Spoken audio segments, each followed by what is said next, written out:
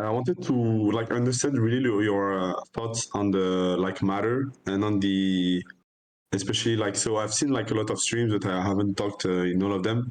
But just your thoughts on the matter of like especially so Hamas and its acts and the idea of like revolutionary groups in general.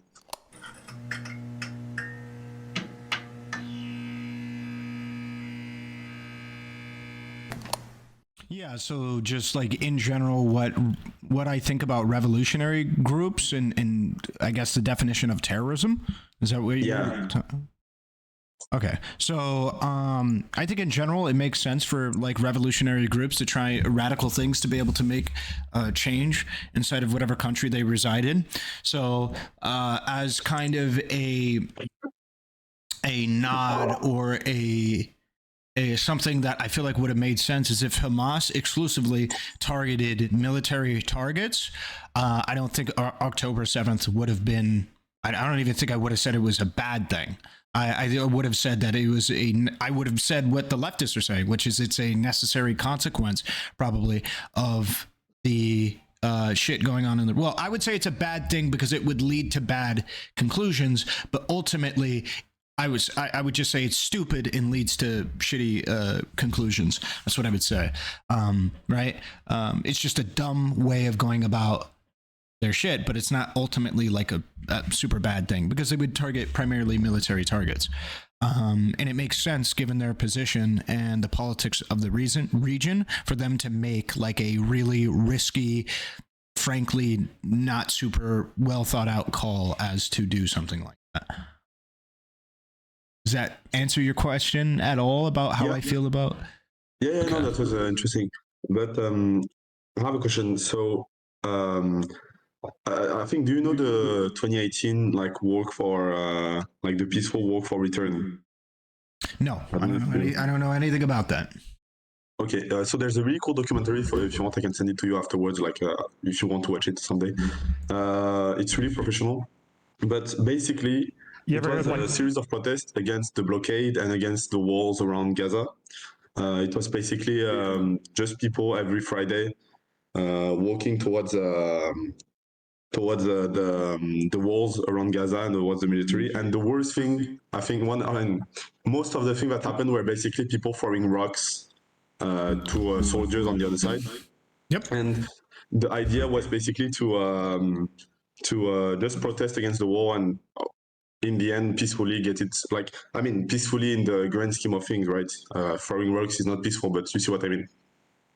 So there was no guns on the side of the, mostly no guns on the side of the people, the protesters.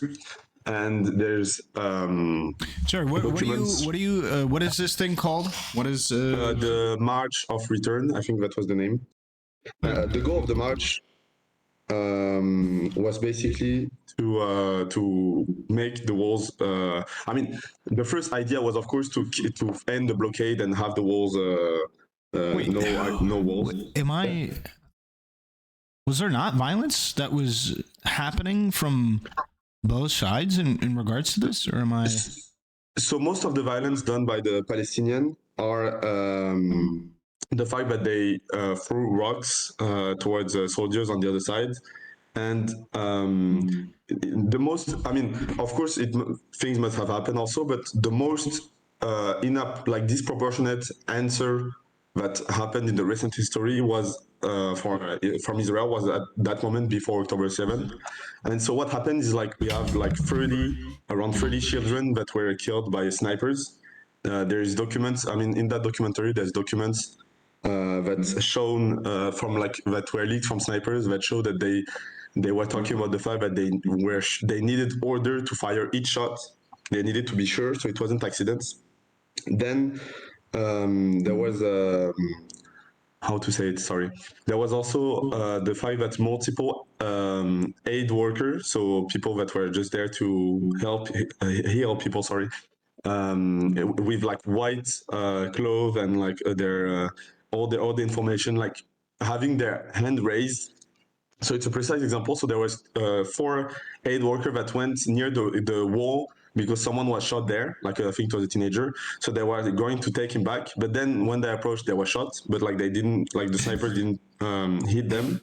And it was only like 5 minutes later when the aid worker had came back to their camp, like further than that both of them were shot to death, including one woman. And so yeah, that's two of the example of like atrocities that happened at that moment. So already just intro reading some of this stuff, and I'm not saying that this definitely happened. I just want to hear your response to it.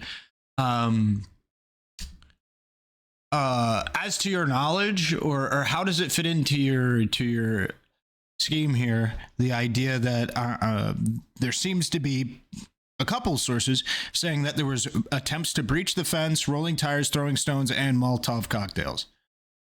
So yeah, I think that is true. Because I would say that this was not the answer to that was way excessive to what it was, because basically for the throwing rocks, definitely true. Molotov cocktail also happened. It wasn't like as how to say it, like as present as the rocks, but it happened surely. And the thing is, so the main goal of the protest was to have the fence go down and just people to be able to leave and come to Gaza, to other parts of the country freely. Because right now, as you know, like it's a complete blockade. I mean, even before October 7th, there was a big blockade where fishermen, as an example, couldn't go past 10 kilometers. And so the argument that multiple people will say is that it was a plan of Hamas to have civilians go as meat shield. But it was actually a movement of protests that started there from a Facebook post, if I remember correctly.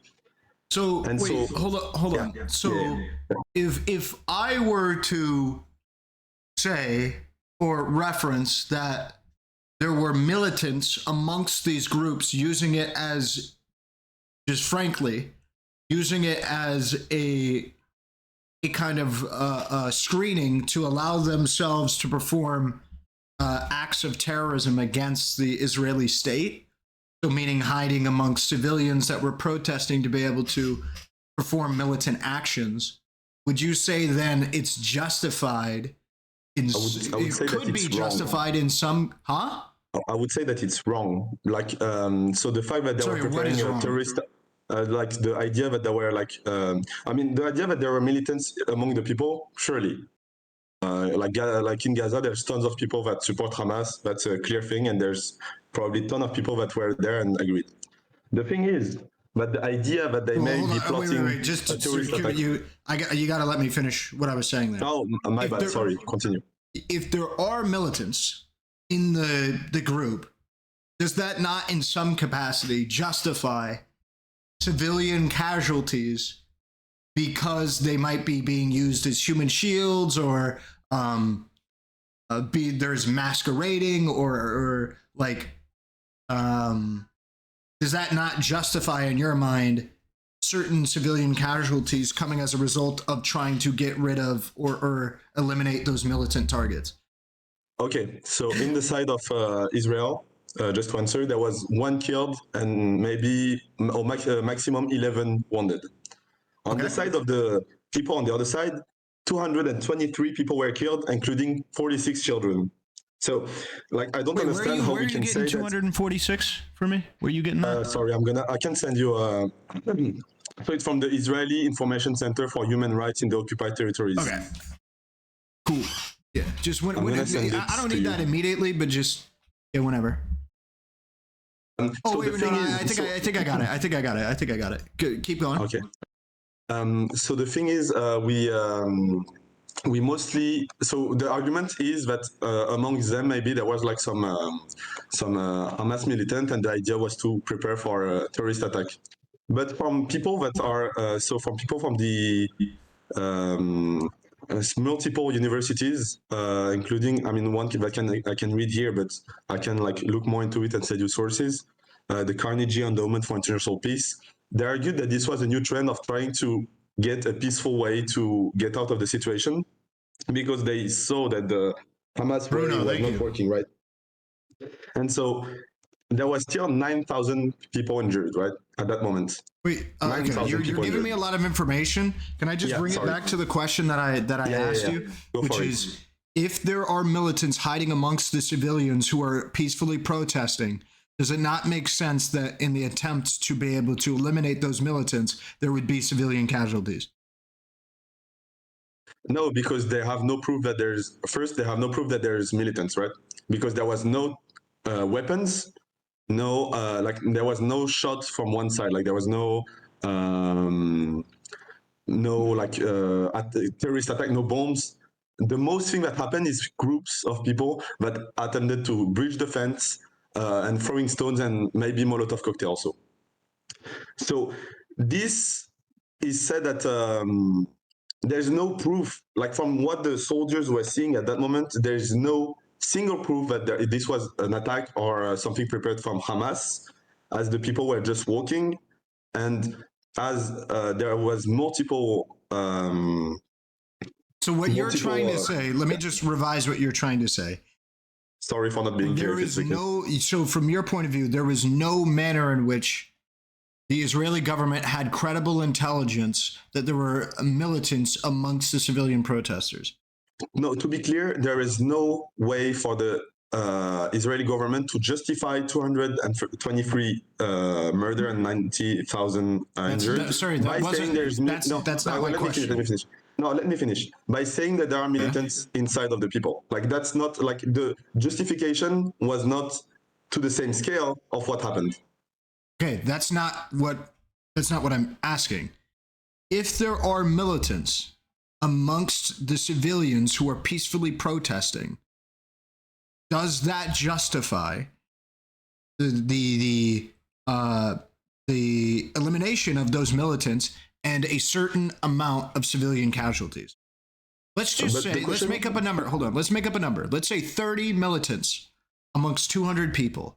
Let's say 40 people. In the elimination of those 30 militants, 40 people total die, so 10 civilians. Would you say that that is a justified amount of civilian casualties? I cannot say that because, like, sorry, but this is not. The question is really biased in my opinion, because I think we can look at the facts. Like now, because we have time. Like it's not like what is happening currently. Now we have time. We have like UN reports. We have the commissions, and we know the number exact of militants. I mean, how you said the actual number, right? So the thing is, that doesn't justify it, because there was these militants were not part of, were not doing an attack at that moment, right? They were not participating in any actions that was dangerous towards Israeli citizens, and no like civilians died on the Israel side. On the other side, 223 people died, based on what I'm seeing, there are civilians who died. How can you justify 46 children, right? No, okay, so you keep escaping. So the point of the hypothetical that I'm posing isn't to justify the amount of civilians that were killed, but it is to illustrate whether or not we're even talking about things on a similar footing, where if the elimination of military targets can justify civilian casualties. That is the principled position, because it sounds like you have a principled position that if there was even 30 militants in that group, you can't kill a single civilian in collateral damage. It can't happen. I would say that when we're on the fight against terrorism, the killing militants, especially if it's followed by like 200 people that are not militants dying, will lead to more militants on the other side. We could potentially agree with that. That's you keep escaping. Let's go. Hold on. Let me try this again. Right? The reason why I'm asking this question is because I need to understand how to approach this conversation. This conversation changes based on whether or not you believe that engaging in a military operation to eliminate militants, that there will necessarily be an acceptable or amount of civilian casualties as a result of collateral damage. If you believe that any civilians dying in any military operation to be able to eliminate militants is unacceptable, then that changes how we need to have this conversation. So I'm going to ask again, right? If you understand that, I need to ask again. If there are, let's say, 30 militants inside of a group of 100 people, is there any acceptable amount of civilian collateral damage that you would accept? Okay, so personally, but like in an ideal world, I would say no. But I understand that like we're in the real world, right? Sorry, yeah, we're in the real world. So in every military operation, there will be collateral damage. Correct. Now, I would like to look at the situation. So like, just to put a fine note on it, you would say yes, there is a certain amount. Yes, but the thing I would say is that it depends on the situation. Like let's say even if it's horrible, like the acceptable amount of civilians that can be collateral damage. Right. So let's say in the current operation that is happening in Gaza. So in my opinion, it's unacceptable. But there's a lot of people that would defend it by saying that they are trying to crush Hamas and it's harder to fight in like enemy territory, in like a city, blah, blah, blah. Here, the March of Return happened in plains where everyone was visible, where the people that were protesting were not only, and the people that were shot were not only adult men, but were women, children, aid workers with like their whole attire, with their aid utilities, 46 children, including like I think a lot of like 10 or something that were under the age of 10. So I would say that it depends on the situation, and in this situation, it was completely unacceptable. So I would need to look at the intelligence that they had. I could intuitively agree with the numbers being probably pretty unacceptable, but I need to see the intelligence. I need to see what was happening. And to your point earlier, I actually disagree. I disagree with the idea that even if it just gives you total charity here, which is that the militants that showed up to this protest, even if they were just like, okay, I'm not going to show up with any intent to do anybody any harm at all, is the Israeli government just supposed to assume that that's the case and then just allow them to do this? If they know there are militants, people who either actively engage in terrorism or are trying to engage in terrorism in the future, if Israel knows that there are militants inside of this group, are they just supposed to let them, like, what? Just walk up to the fence, do whatever? Are they just supposed to, like, let them do that? But do you think that even if there's one militant, I mean, here 30 militants that were killed, do you think that this justifies 9,000 injuries? No. Like, this is a completely disproportionate answer. So can you see what just happened here? I gave you a question, and then you gave me a separate statement that isn't connected to my question. I can answer your question after you answer mine. You did like right now. You didn't give me a question. You told me just that you think that Israel is it's justified for Israel to use to kill. I asked you. I asked you a question. Sorry. I asked you: is Israel supposed to just let these militants walk up to their fence, do whatever? They know that they're militants, right? Let's even again say that they know that they're totally unarmed. Right? They know that they're totally unarmed. Are they just supposed to just hope that they don't do anything weird and wacky once they're like inside of this civilian group, that they're just supposed to do whatever? Are they just supposed to take them at their word when they're active militants against the Israeli government? So, sorry, I thought it was a rhetorical question. Of course not. I understand the idea. Actually asking you that question. My bad. That's why I didn't answer. But no, of course not. Israel should not let them do. The thing is, wait. So just to be clear, then, and then I'll answer your question about. Oh yeah, sorry. My bad. Okay, because I know you just answered a question. I said I'm going to answer it right off of it because that is the reason you made a statement earlier where you said that many of these militants were not here to actually cause issues, and it frankly to me doesn't quite matter if you feel like that or whatever. If they have intelligence showing that there are actual militants inside of the group, I don't think it's wrong for them trying to eliminate these militants who are just walking up to their territory. I don't think there's anything wrong with that. The thing I would say here is that the goal of Israel was not to only kill those militants. Can I answer your question now? I just want to come back to this point that you made. It's fine Okay, for the I question. just don't, just to be clear though, I don't want you to say that I'm not answering your questions because you gave me a question earlier and then you're asking me another question. So No, just, of course.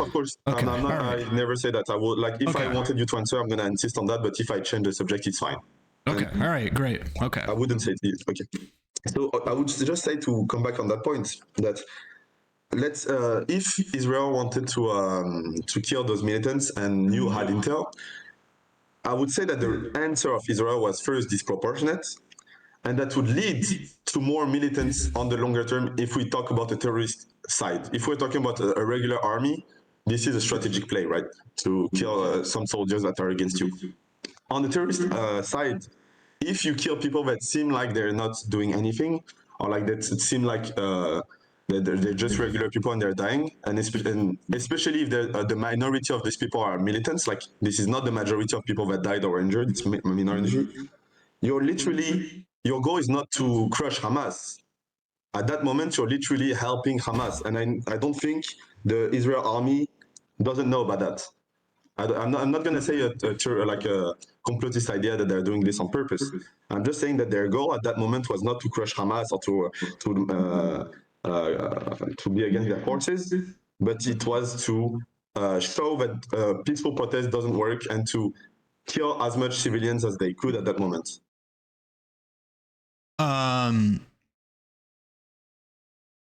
If you were trying to make that point, I think the best thing to do would be to take very specific instances with very clear, undeniable information that there was an unjustified and excessive use of force on the Palestinian population, on these peaceful protesters, that you can address.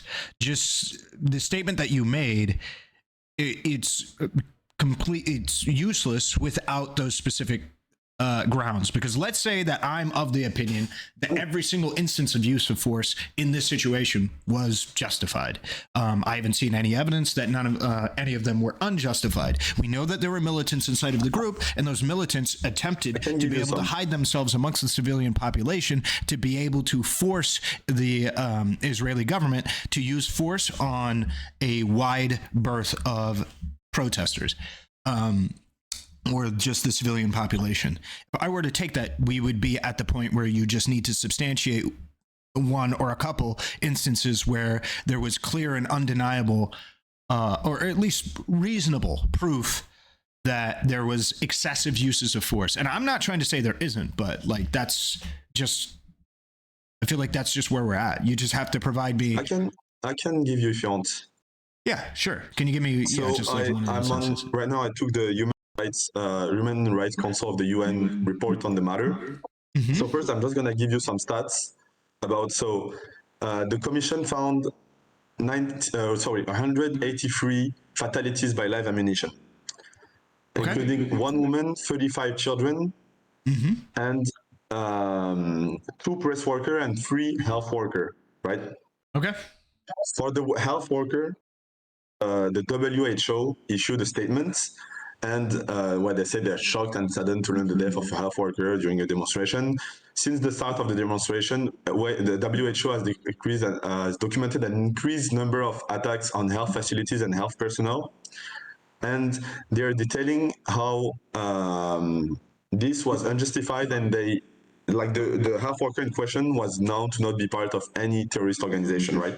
We have her name, we have her face, and I can send you all the information about that. So if you want one example of a precise moment sure, where... I'll take that. Just to be clear, the only manner or the only reason in which I would need the information of the specific health worker not being affiliated with any terrorist or activity would be from the perspective of Israel, and I would need it to be seen that there was no Hamas, or sorry, I should say militant activity that was taking place around this person or using this person as a means of cover. Because this person could be entirely innocent. They could have gotten shot from a stray. They could have been shot for like a million different reasons because of militant actions and activity around them. You can't. So I can give you something. Okay. So for the health worker, I can give you the UN report on the matter because the Israel answer was on social media to post videos that were edited or videos of that person saying things out of context. Basically, I think at some point it's okay. So it's I don't remember the exact sentence, but she was saying like something like I don't know. I would fight anything to save the people that like are dying or something, and they edited her to say I will fight anything that is like Israel or whatever. So Israel has a strategy of making anyone that is a civilian die seem like a Hamas militant or like a militant of a terrorist organization because that's how you dehumanize the person, right? It's the same as when the French colonization in Africa or like the UK went to places and said there were savages there. They can, if you say that these people are savages, they're animals, it normalizes what you're doing to them. So here it's the same. If you say that these people are terrorists, it's fine. You can do anything to them, right?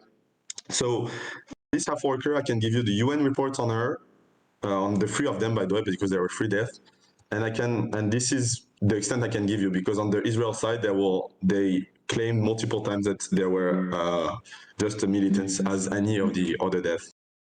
Wait, can I see do you have Israel's claim that they were militants as well on hand?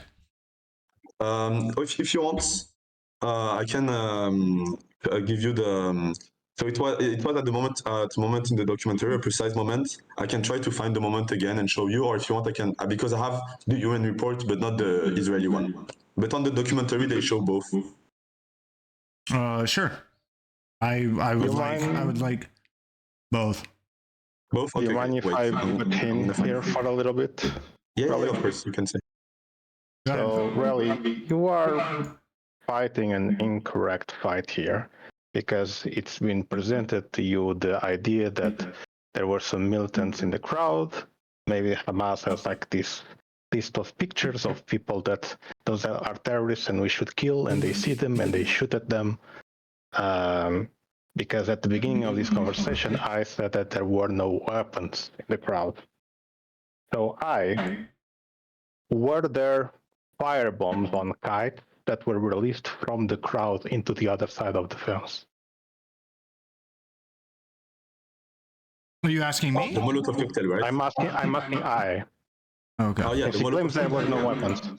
We talked about the Molotov cocktail, but it wasn't like I said that it wasn't a majority of the people there. Were there hand grenades thrown from the crowd into the soldiers? I would like for proof. You can just go on Wikipedia. No, I'm not gonna just. Oh, you don't believe Wikipedia? Okay, sure. No. I didn't say that. I'm just not gonna do your research. If you have a claim, prove it.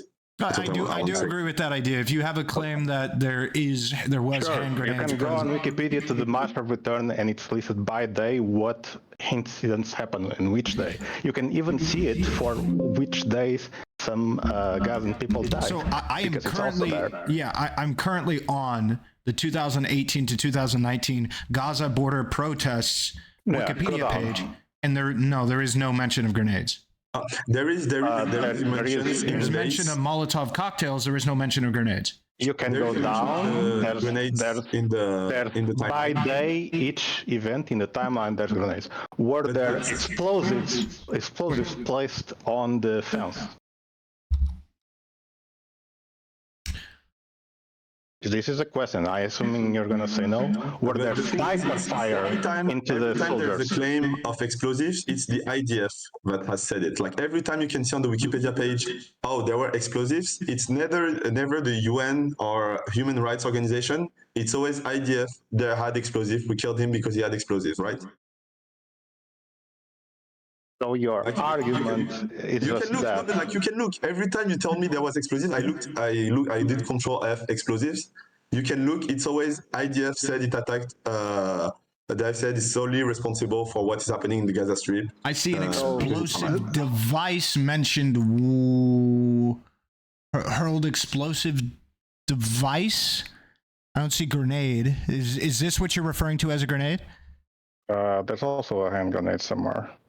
I just put in grenade. There is no grenade. The word grenade is not on this page at all. On the 27th of April. Okay. Shots were 27th of April. No. No, actually, this is the other way around. No, 27 is the Israelis threw a hand grenade at Gaza, but there is here. I don't even. So wait, hold on. Which page are you on? I'm on the 2018 to 2019 Gaza I just want to say something. protests. The events you're describing are prior incidents. What you're talking about in the Wikipedia page from the 30th March of 2018 to the 29th of June, and every time a grenade is mentioned, it's in those days. It's before the March of Return. So these things happened. Even though most of the time it's the idea that says it, I'm sure it's true. There were grenades and AK-47 on the 30th March of 2018, but this was not tied to the Great March of Return. I mean, on the Wikipedia page, it seems to fall within the dates stated as the Great March of Return. So it's basically the extended dates because the 30th March 2018 is the first day that it happened, but the real March of Return is from the 6th to the 15th, and it's where like, most of the people were killed and 57 were injured by like live fire. Your argument is that the Great March of Return, this event that lasted several months, you should only count the days that most Palestinians died and not all the other days in which there were... No, of course not. But like the day that were called the March of Return is from the 6th to the 15th. So on the 30th March 2018 is the first protest, right? But it's the first protest that was organized like impromptu by people, and there was even in that day. Sorry, let me finish. I just want to say that these protests were organized mostly on like impromptu, especially on the 30th March 2018. So it's true that there's like people that came with like things and exchange fire, but it's not what you couldn't. It's more like intellectually dishonest to say that the whole thing was only grenades and fire and like just no, it's answering to the thing. It's honest to say that there were no weapons on the other side. Rally, go to the. Hold on, just to be clear. Short stack. Give me a moment. Yeah. So just to be clear, Short Stack's point is that when you came in and you said that there was no weapons, there was only like rocks that were thrown, that was dishonest. Because there were Molotov cocktails and, quote, explosive devices that can be cited in the wiki on multiple dates. What is your response to that? Okay, so my response is when I came. So yeah, I emphasize on the rocks and the Molotov because that was the core of most of the protests and most of the days. I'm not saying that it's like you can't talk about protest events and just singularize it as like it's like hundreds or thousands of people coming at the same thing. Of course, there's like people with things. The thing I said when I come is that there was mostly no weapon because I knew that someone would come and tell me actually there was like weapons on that day.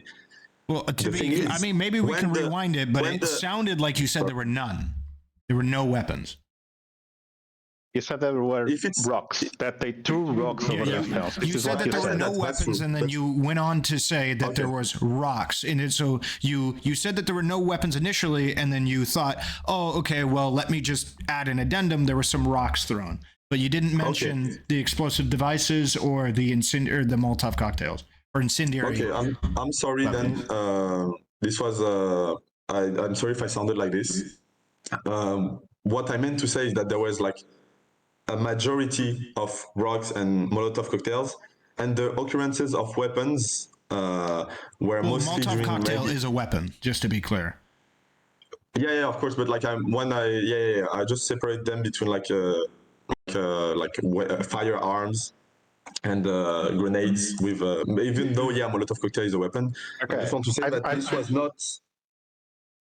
I just want to go back. Let him finish. Let I finish. I just want to say that it's not the reasons of why the IDF has killed so many people. Okay, so you want to focus in on the March of Return, so the 6th to the 15th of July, correct? Can you go down, Rally? To that I'm sorry, the 16th of July is what you said? The 6th to 15th of July. 6th to 15th of July. Hold on. Which apparently is the only part that matters because it's when most Palestinians were killed. I didn't say that it's the only part that matters. I said that it's the part. Okay, we can look at this as I said that it's like part of the part that was called the March of Return, but I agreed with you when you said that on the 30th, like the first protest, there was weapon, Okay. right? Can you read the third paragraph there, Raleigh? The third, okay. An IDF officer was wounded by a hand grenade thrown by, wait, what? Why didn't this come up when I typed in grenade? Weird. Thrown by Palestinian assailants during clashes at the border fence. So this is the period that he claims was completely peaceful, and there was only before and after that were things. And this, to be honest, this is the part of the period that a lot of Palestinians got killed and injured. There was quite a bit of violence in this day. Yeah, that's true. But now can we read the three other paragraphs? Just like Sure. 3,000 Gazans took part in the regular Friday protest. 396 were injured, 57 by live fire. Then there was apparently someone near to the Hamas leader that was shot in the stomach, whatever. And then 2 Palestinian children that had no relation were killed by Israeli live fire. During the day, 68 to 200 Gazans were reportedly injured. An IDF officer was wounded. He's part of the 6 people that were wounded during the event. 6 people that were wounded and 1 dead. And on 40th of July, 2 Palestinians were killed in an Israeli airstrike and 4 Israelis were wounded by mortar fire. Describe the most severe exchange of fire between Israel and Palestinian militants in the Gaza Strip since the 2014 war, right? So yeah, correct. Here we're looking at quite a bit of Gazans that were killed. Disproportionate answer from the IDF. I know this is like we're like so desensitized to number, but this was a completely like 6 people were wounded in globally, and just here we can see 400 people injured. That's true. I only care about how honest are you coming in. If you come in saying there were no weapons, there were only rocks, and then you are trying to portray the image that they are just live firing at a peaceful crowd when the entire thing was being covered by smoke from burning tires. They were approaching, they were throwing grenades, they were throwing Molotovs, they were shooting mortars from the areas with the tents into the soldiers. There were sniper fire in one of the days as well. This was not a peaceful protest. Okay, so I have multiple videos of Palestinians getting shot while doing nothing. If you want, I can send them or show them. But yeah, can you send them to me?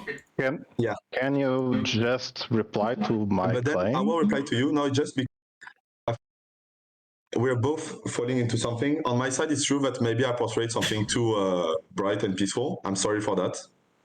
I'm sorry. But on your side, you're trying to make it seem that every shot fired by Israel was justified. I'm not. I have made no such claim. I have made no such claim. I let you finish. Why can't I finish? So on your side, you're making it seem, because each time you're like talking about people dying, you're saying because this, because that. I'm just saying that sometimes, like a lot of times, there were no relations between a guy attacking on one side of the fence and other people dying on the other side of the plane. Just say the truth. Well, just don't lie. Just say that this was disproportional.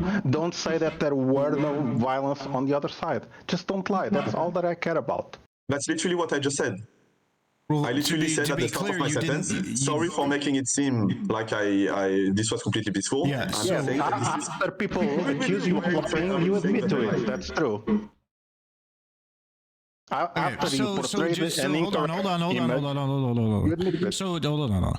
So I short came in because you presented the situation in a light that was not indicative of the truth, frankly. Right? Most people heard it in a specific way. You've apologized for that. But a natural response to that is going to be him coming in and saying that the IDF was responding to acts of violence. So, of course, the presentation from Short's position is realistically going to be him almost exclusively talking about the use of violence from the IDF onto people who were either doing or around militant actions. So yeah, a natural response to what you did is what Short did.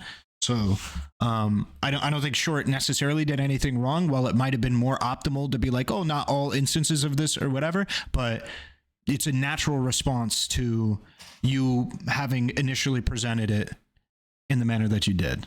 So no, of course. I'm sorry. That was how you make it seem. I'm still gonna say that the answer of the IDF was completely disproportionate. If you want, we can. And if you said that from the beginning without minimizing the other side, I would have never jumped in. I've seen videos from this particular time period in which a reporter gets shot, falls on the ground, and is shot again while on the ground bleeding. That's horrifying.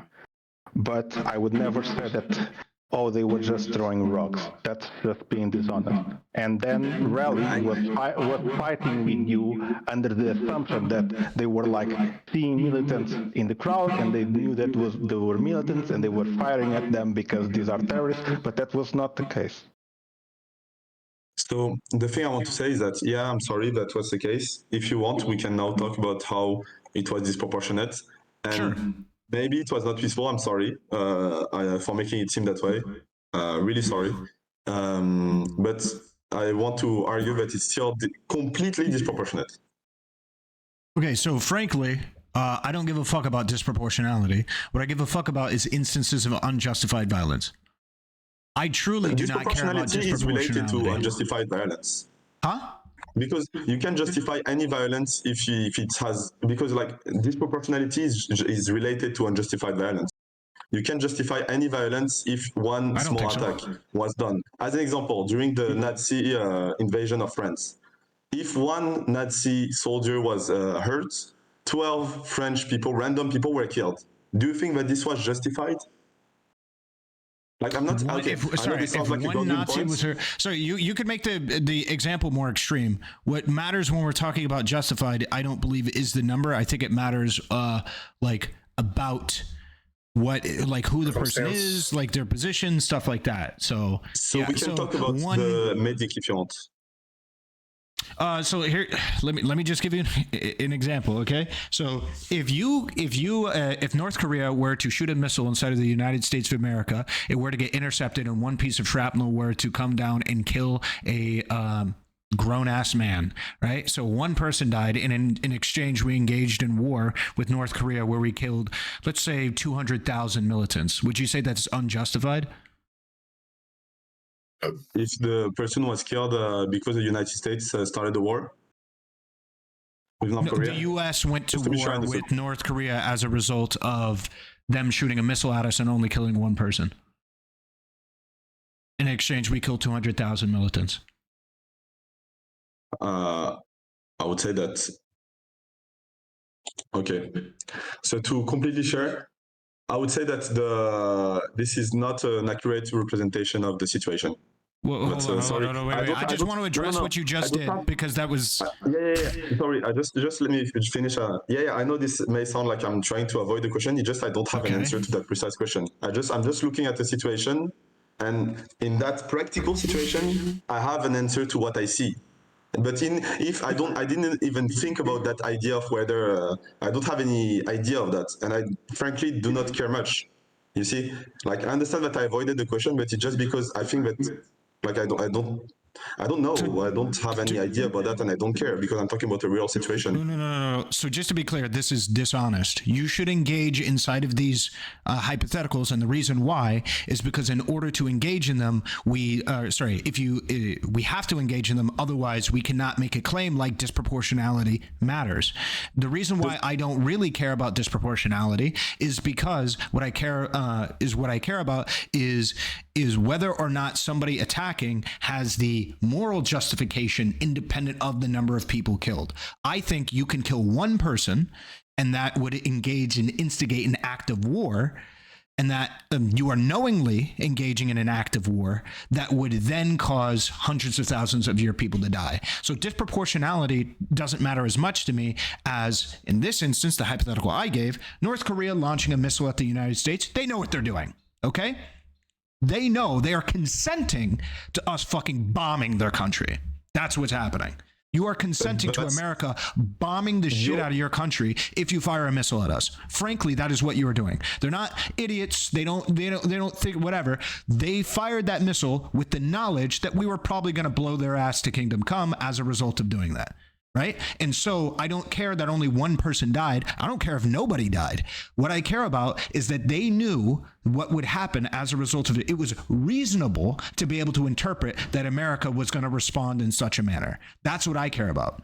Right? So that's what I'm talking about when I'm talking about unjustified and justified violence. So just one more time, can you answer the question, though, that hypothetical question of North Korea? Is it justified for us to go to war and kill 200,000 militants?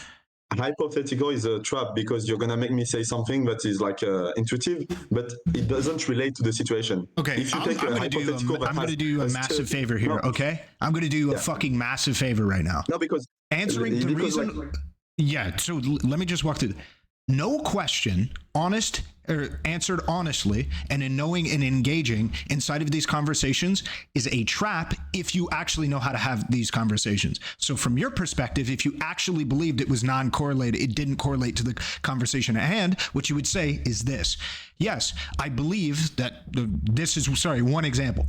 Yes, I believe it is justified for America to engage in retaliation against North Korea in the event that even only one person died. And I think it could be justified to kill up to 200,000 militants because of the knowledge that would be necessary for North Korea to engage in such an attack on the United States. However, I believe it is not correlating. This hypothetical is not, analogous to the situation in question in regards to the March of Return, because there is these individuals, Hamas and whatever, that are not a representative entity in a similar manner as who would be authorized who would be authorized to launch a missile from North Korea to be able to assault a civilian. So because one or a group of random people inside of Palestine that decided to take it upon themselves to engage in violence against the Israeli state, this is not indicative of the population in a similar manner as whoever launched a missile from North Korea.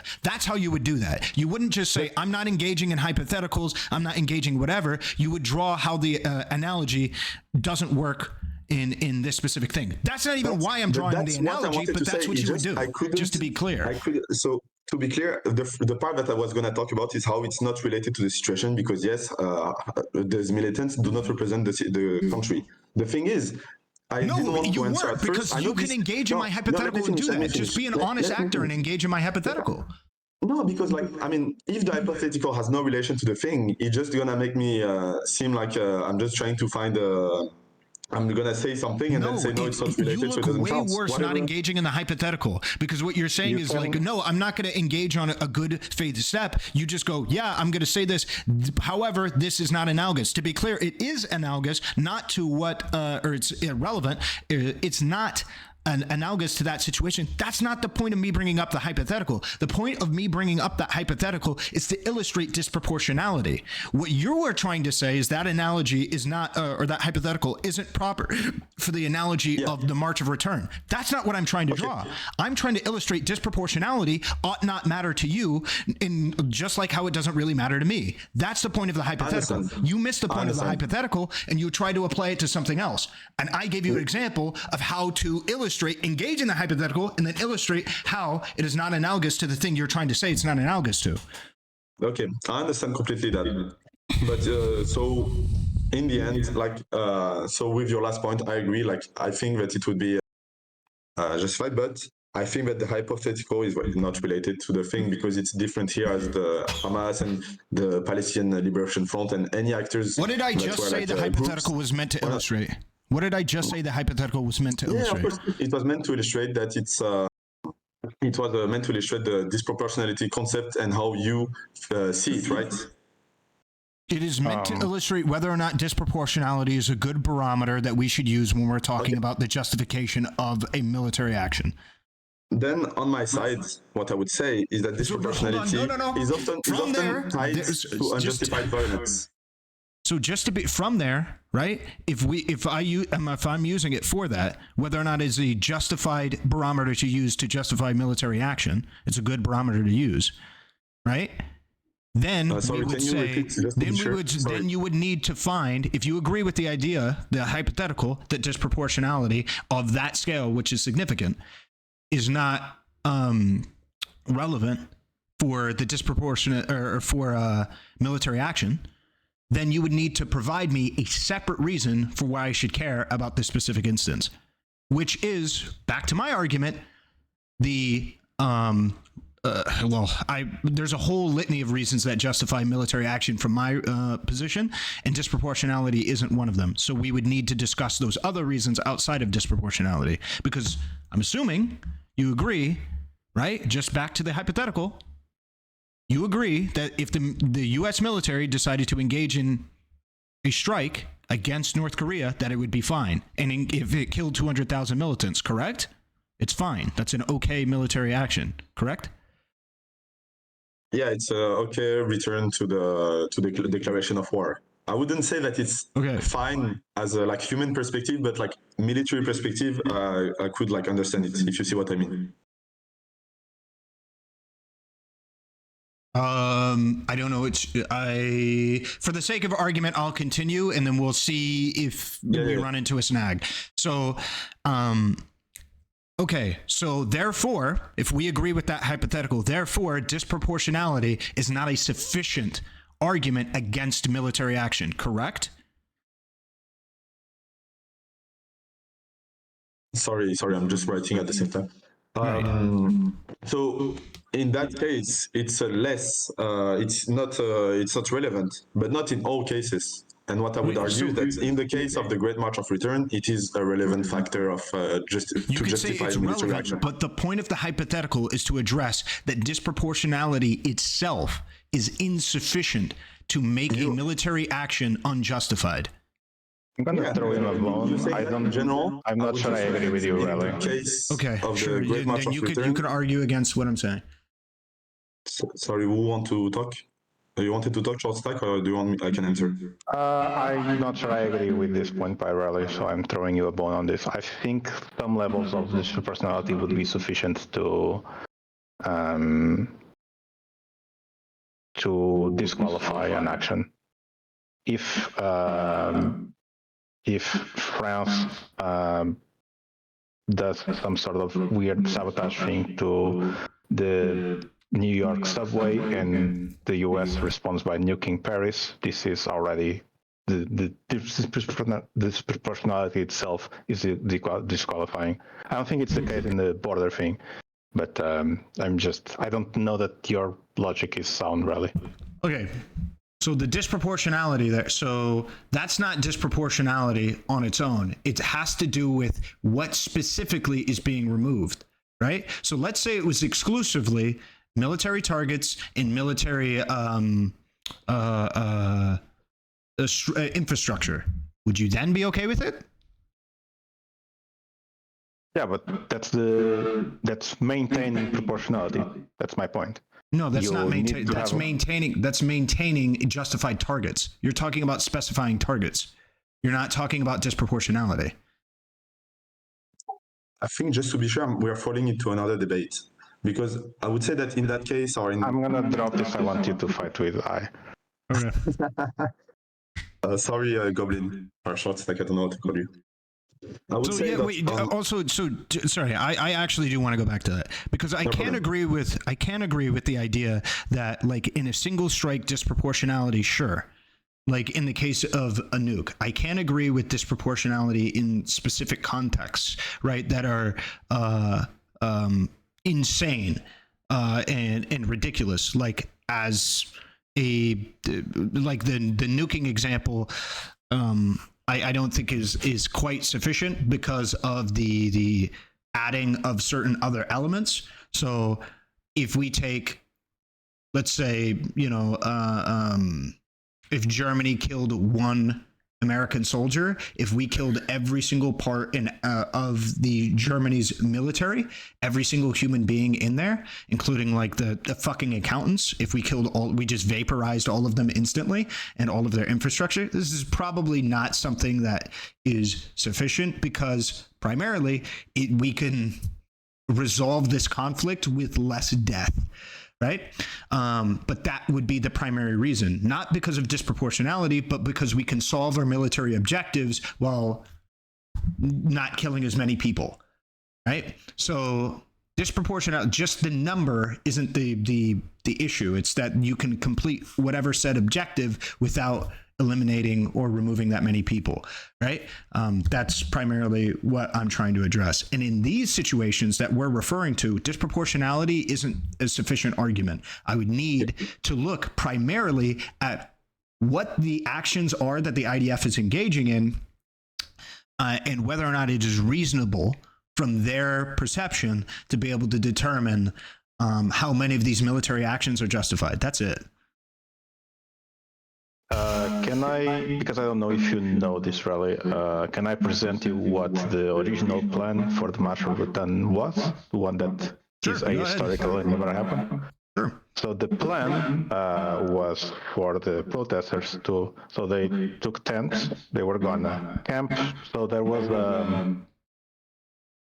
a 300 meter, so like 900 feet more or less, line that only farmers and whatever were supposed to get near the border, and there was a 100 meter, 300 feet no-go zone that Israel just said, if you get this close to the border, we'll just shoot you. The plan was for the entire protest to camp just outside of the 300 meter line, protest there for a while, in a few days move the tents a few meters closer, protest, move a few meters closer, protest. This was the peaceful plan that was originally sold on Facebook, I think. If this was the case, that there was no violence all the way while they slowly, over weeks, encroached into the fence, I think even though the casus belli, the reason for the Israeli military that were just protecting their border, protecting them from crossing, if they took little action, even when they get too close, I think this is harder to justify. Because at this point, the protesters have shown that they are not interested in violence, and you should try to get riot shields and get them the fuck back without little force. But this is not the reality, this is not what happened, because within a few days of the protest starting, other groups infiltrated it and there was violence.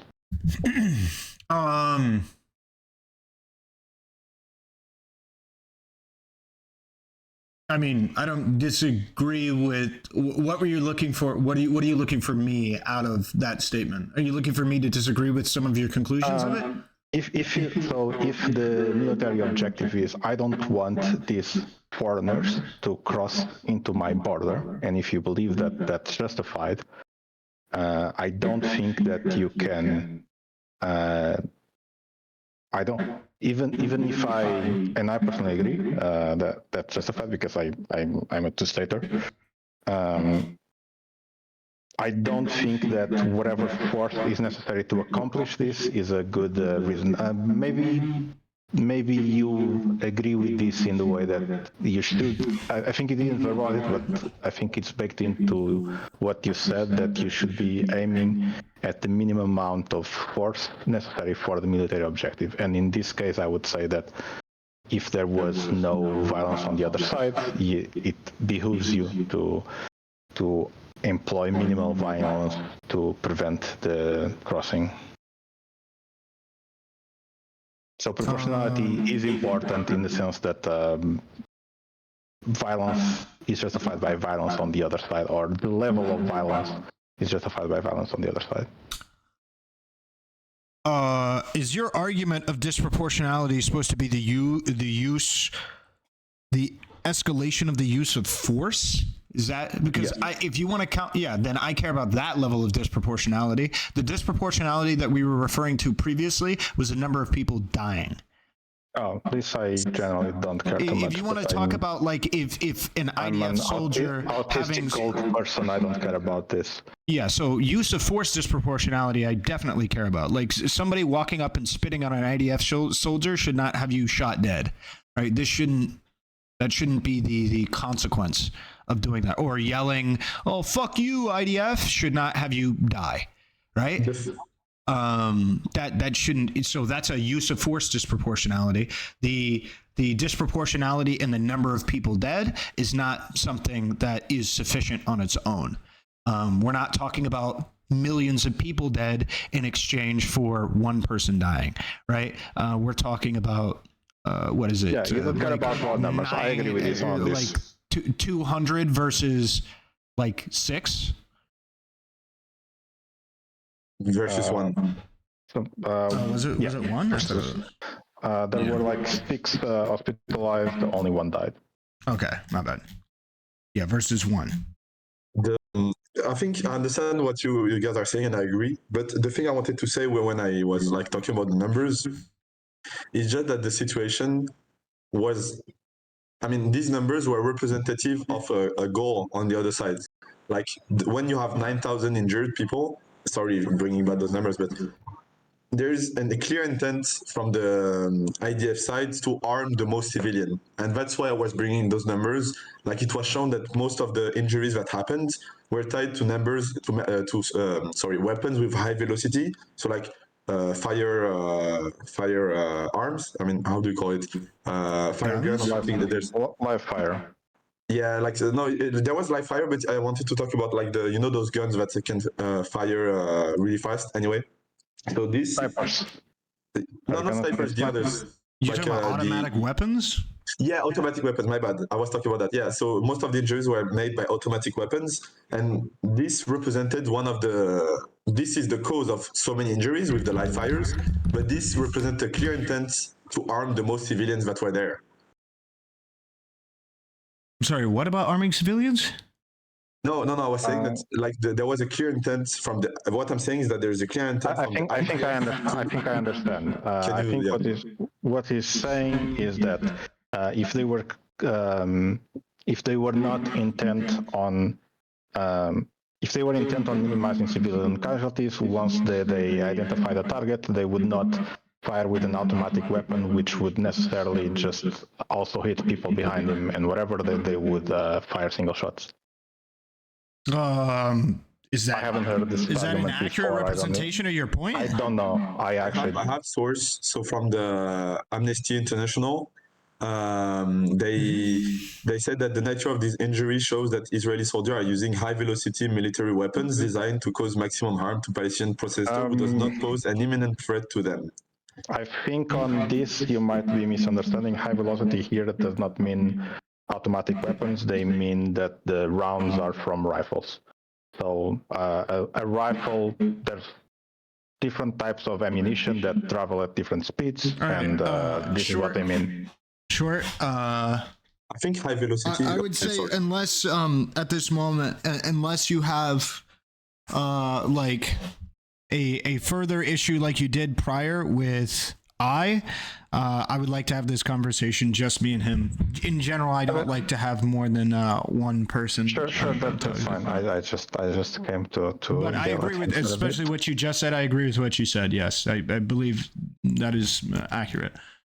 Well, I'm sorry for monopolizing. If you want, I can let other people talk also.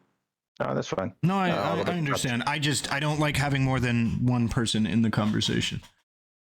Generally speaking. Okay, so centering back the debates. So earlier we talked about that paramedic example, right? And we didn't go into detail in it because you wanted to look at. Hold on, sorry, because Short did make a point and then leave. The thing that you're referencing there is, I believe. Can you just link it to me? But I believe it has to do with what Short said, which is just. A higher velocity round rather than an automatic weapon. So I think that when they talk about high velocity weapons, they talk about railgun. In that case, there's no way that they used it. To my knowledge, there is no functioning railgun outside of like the U.S. Navy having a railgun. I don't think railguns exist. Oh no, my bad. I did not. Sorry. I misunderstood the. Sorry, I misunderstood the word railgun. I'm just gonna translate the word that I want to say, and I'll come back. Sorry. Okay. Yeah. Is it a sniper rifle? Is what you're referring to? So yeah, sniper rifle, but also multiple automatic weapons used. Okay. So I'm gonna try to find the exact. So I have the report. I sent you one of Amnesty International in DMs, but I'm gonna find another one from the UN. So I'm starting with this Wikipedia page. Which one? Yeah. Oh yeah, the paramedic. Yeah.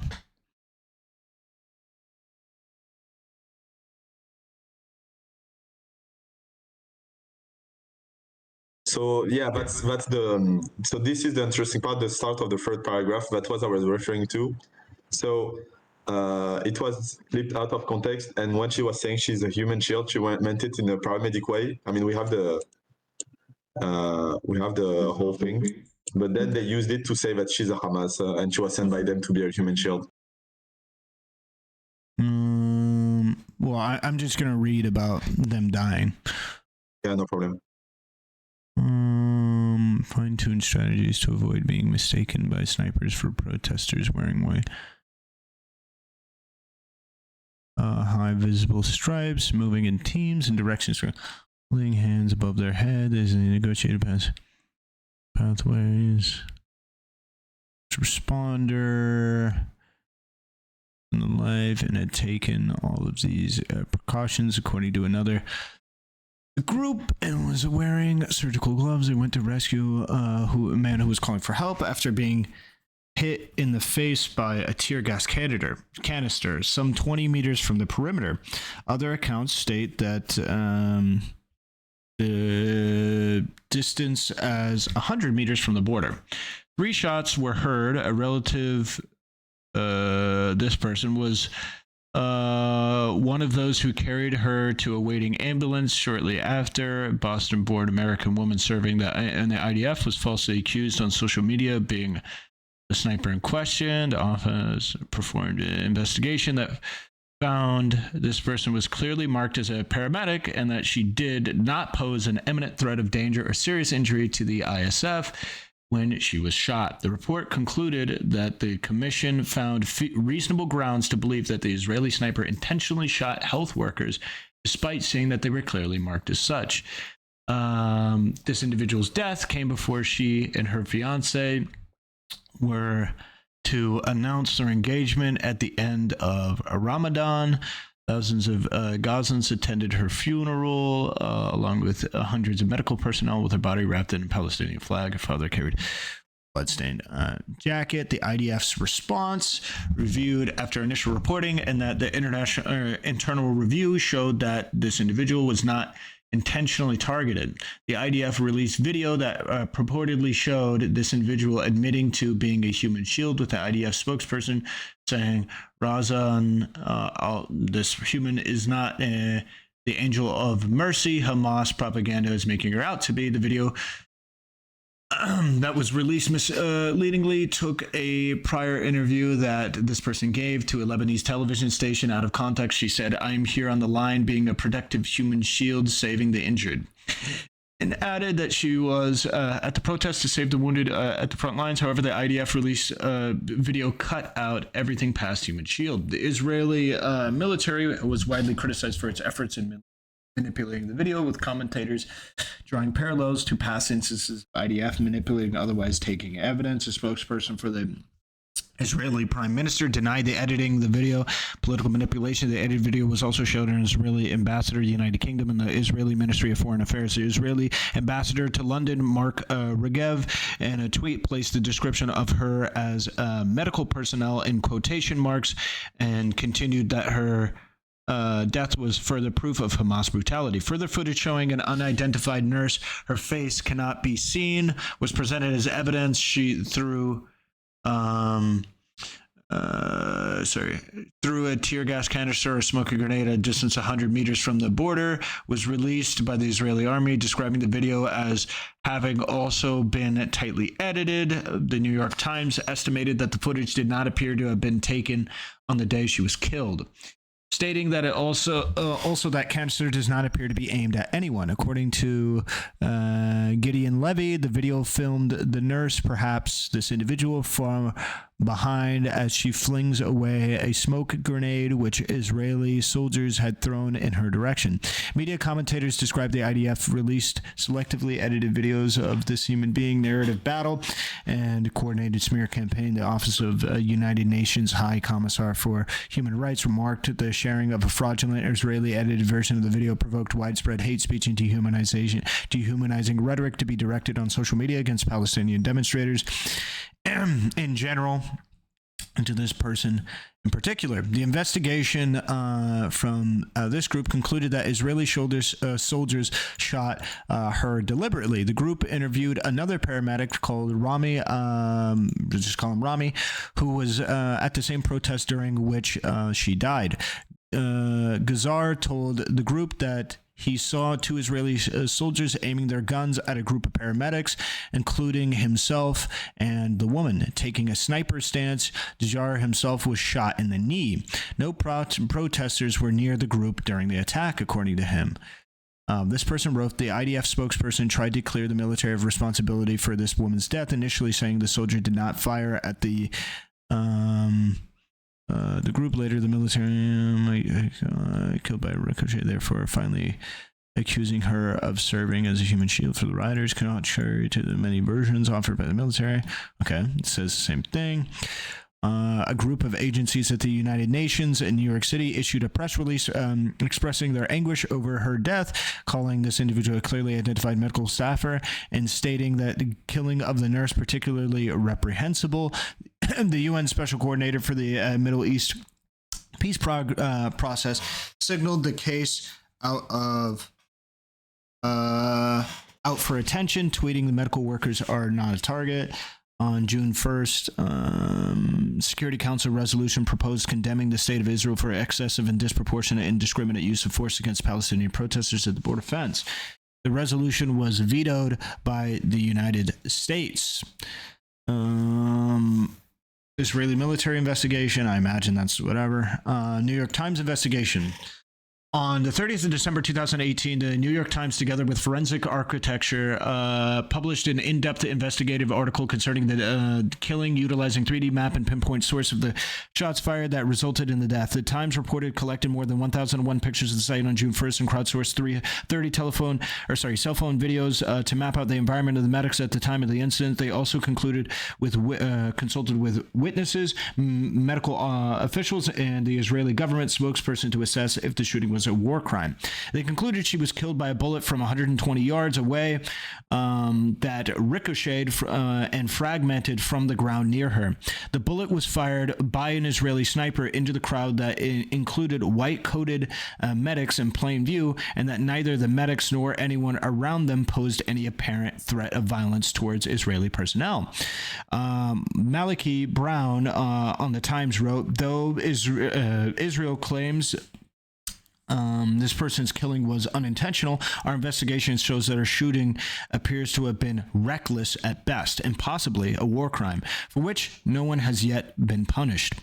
Ryan Goodman, a New York University professor and expert on the laws of war, told the Times the laws of war would not want any military personnel to deliberately fire in the direction of the medics. Mr. Goodman said, I'm not saying it's close to the line. I'm saying it crosses the line. According to the Times, Israel considers unarmed members of Hamas fair game, an interpretation of international law that is not universally accepted.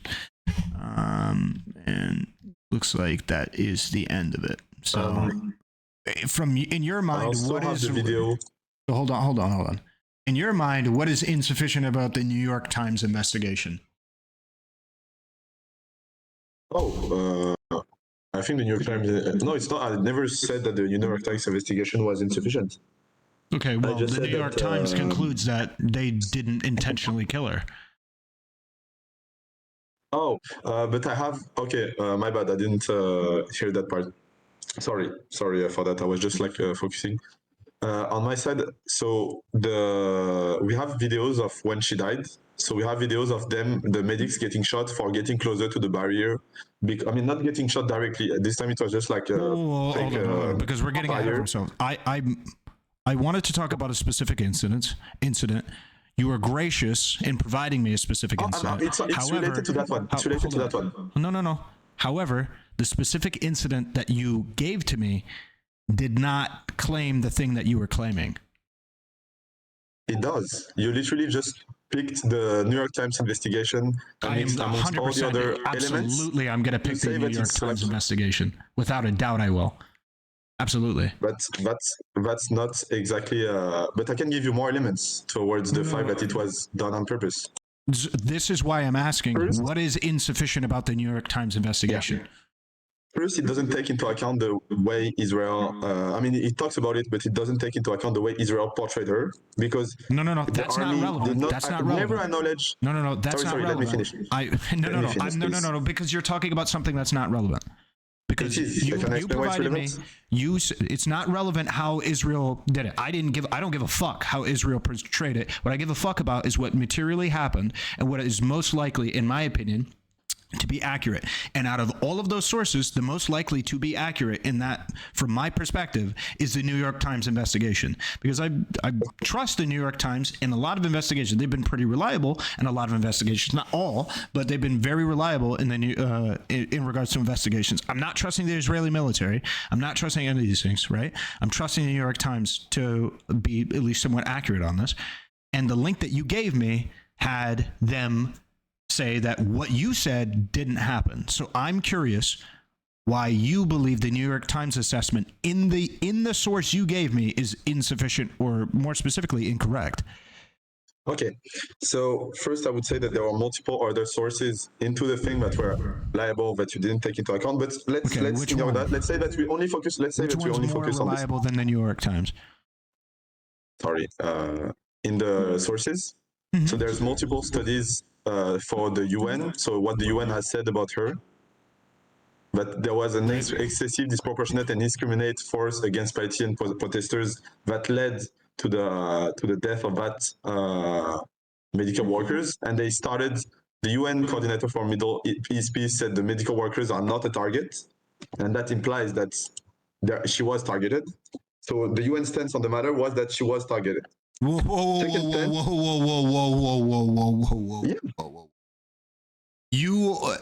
Do you realize what you just did?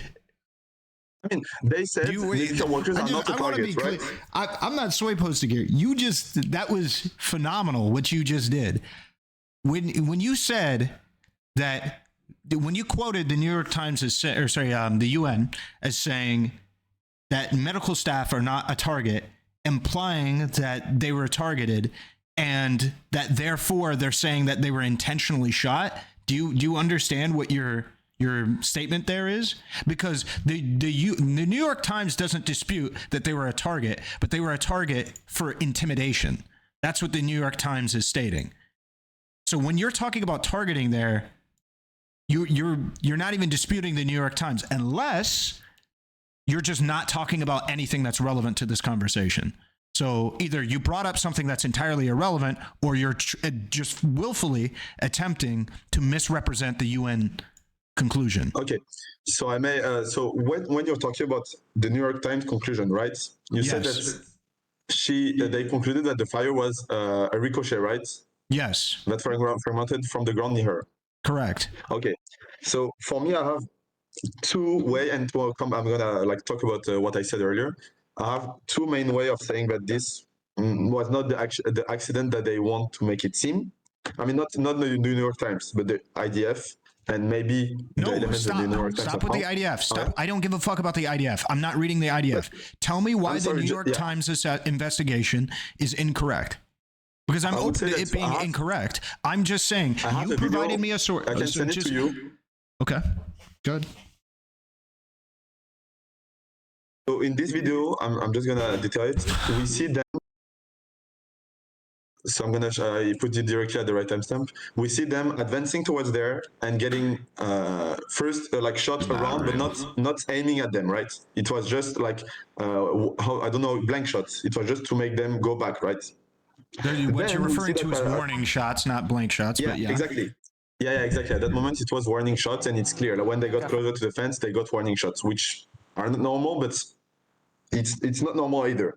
Anyway, when they came back 100 meters back and came back to their camp, there's no justification, even if it was intentional and it was a ricochet from another warning shot while they are in their, they went back 100 meters. There's no even justification if this was an accident because they just wanted to make warning shots on the medics. Again, because they already made some closer and they're trying to make even more further. You see what I mean? You can watch the video if you want to. No. Okay. Yeah. I believe you to be an honest actor, okay?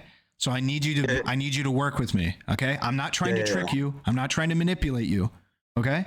You Sorry sent if I me made a sound link. not clear. Okay, great. We're on even footing. We're shaking hands right now. You sent me a link where you said the IDF intentionally shot and killed a woman. This link, in this link, the most reliable source in it says that is not the case. That they were reckless and did something wrong, but it was not to intentionally shoot and kill that woman. Why did you link me this link? I linked you this link to have the overall information, right? No. I'm asking you. The question I'm asking you is, why did you link me a link? Or why did you link me a source? Just finitely. Why did you link me a source that the most reliable, in my opinion, the most reliable investigation in it did not agree with the pretenses of your link? The reason you linked it. Why did you link me that? Because I would refute the idea that the New York Times in it is the most reliable because of the presence of the Israeli Information Center for Human Rights in the occupied territories. And they concluded that it was deliberate, right? In the same, just right above. Okay, so this is why I started with, can you provide me a reason why the New York Times investigation was insufficient? I would ask you, why is the New York Times... Okay, so because you're trying to make me prove something that is like not happening, but I want to ask you, why is the New York Times more relevant and more truthful than Israeli Information Center for Human Rights? Yeah, because I've seen the New York Times be more reliable and credible in their investigations than that other agency. Right. Your turn. But okay. No. Your turn. No. Your turn. Can you provide to me a more reliable investigate that this other source is to be treated with higher discretion than the New York Times? Of course. So first, the source is an ONG that is fighting for human rights, not a journal that has its bias and has its people that was criticized multiple times for its pro-Israel bias in most of its research. So I have an article from France 24, I don't know if you know, that they're criticized by more and more people, the Washington Post and the New York Times. No. Yeah, I don't need another article. Yeah. Because this is why I'm asking you, like, as a human to human, if you're an honest actor, because frankly, the way that this walks, talks, and smells is you just linked me a Wikipedia article you didn't read. That's the way that this looks. Frankly, I think any reasonable person, because you're trying to tell me the New York Times has a clear bias towards Israel, but the New York Times was cited in here as saying Israel acted in reckless disregard, even said that the New York Times even said the IDF response was pretty much propaganda. I believe that they had said. New York Times estimated the footage did not to appear to have been taken on the day she was killed. Also, that the canister did not appear to be aimed at anyone. According to from behind the flank. Yeah. So like the New York Times, I think not even just in that one quote, had also stated another time that that the IDF was essentially putting out propaganda. So I see multiple instances of the New York Times saying the IDF's response is illegitimate and propaganda and reckless and could constitute possibly a war crime, but it seems like it was reckless and not intentional. Okay. So I'm not seeing this bias. Okay. So two things. So first thing, I can say that the Israeli Information Center for Human Rights, blah, blah, blah, is as reliable and has different facts that led them to believe that Israeli soldiers deliberately shot the paramedic, which is, I don't understand why the New York Times would be more reliable, because of course they maybe disputed certain things that the IDF did, but they can have an overall bias while not being biased on everything, right? Earnestly, I'm sorry. What are you saying is more reliable than the New York Times? I'm sorry. What is it again? I'm saying that both sources are reliable, and which like both are saying something that is one is saying that is deliberate, the other saying it's not deliberate, right? Yeah, I'm sorry. Which one are you referring to? Are you referring to the investigation? B'Tselem, it's the Israeli Information Center for Human Rights in the occupied territories. I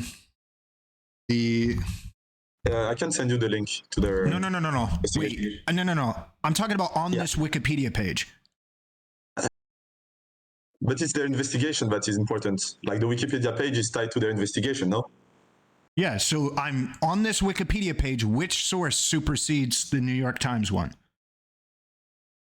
The B'Tselem investigations, which there is the link in it that they saying that it's deliberate. Okay, I'm not saying that it supersedes. I'm not saying that it supersedes. I'm saying that it's no, B'Tselem, just above B'Tselem investigation. Yeah. Sorry, why is so let's reread this. I'm gonna reread this. The investigation conducted by B'Tselem, excuse me.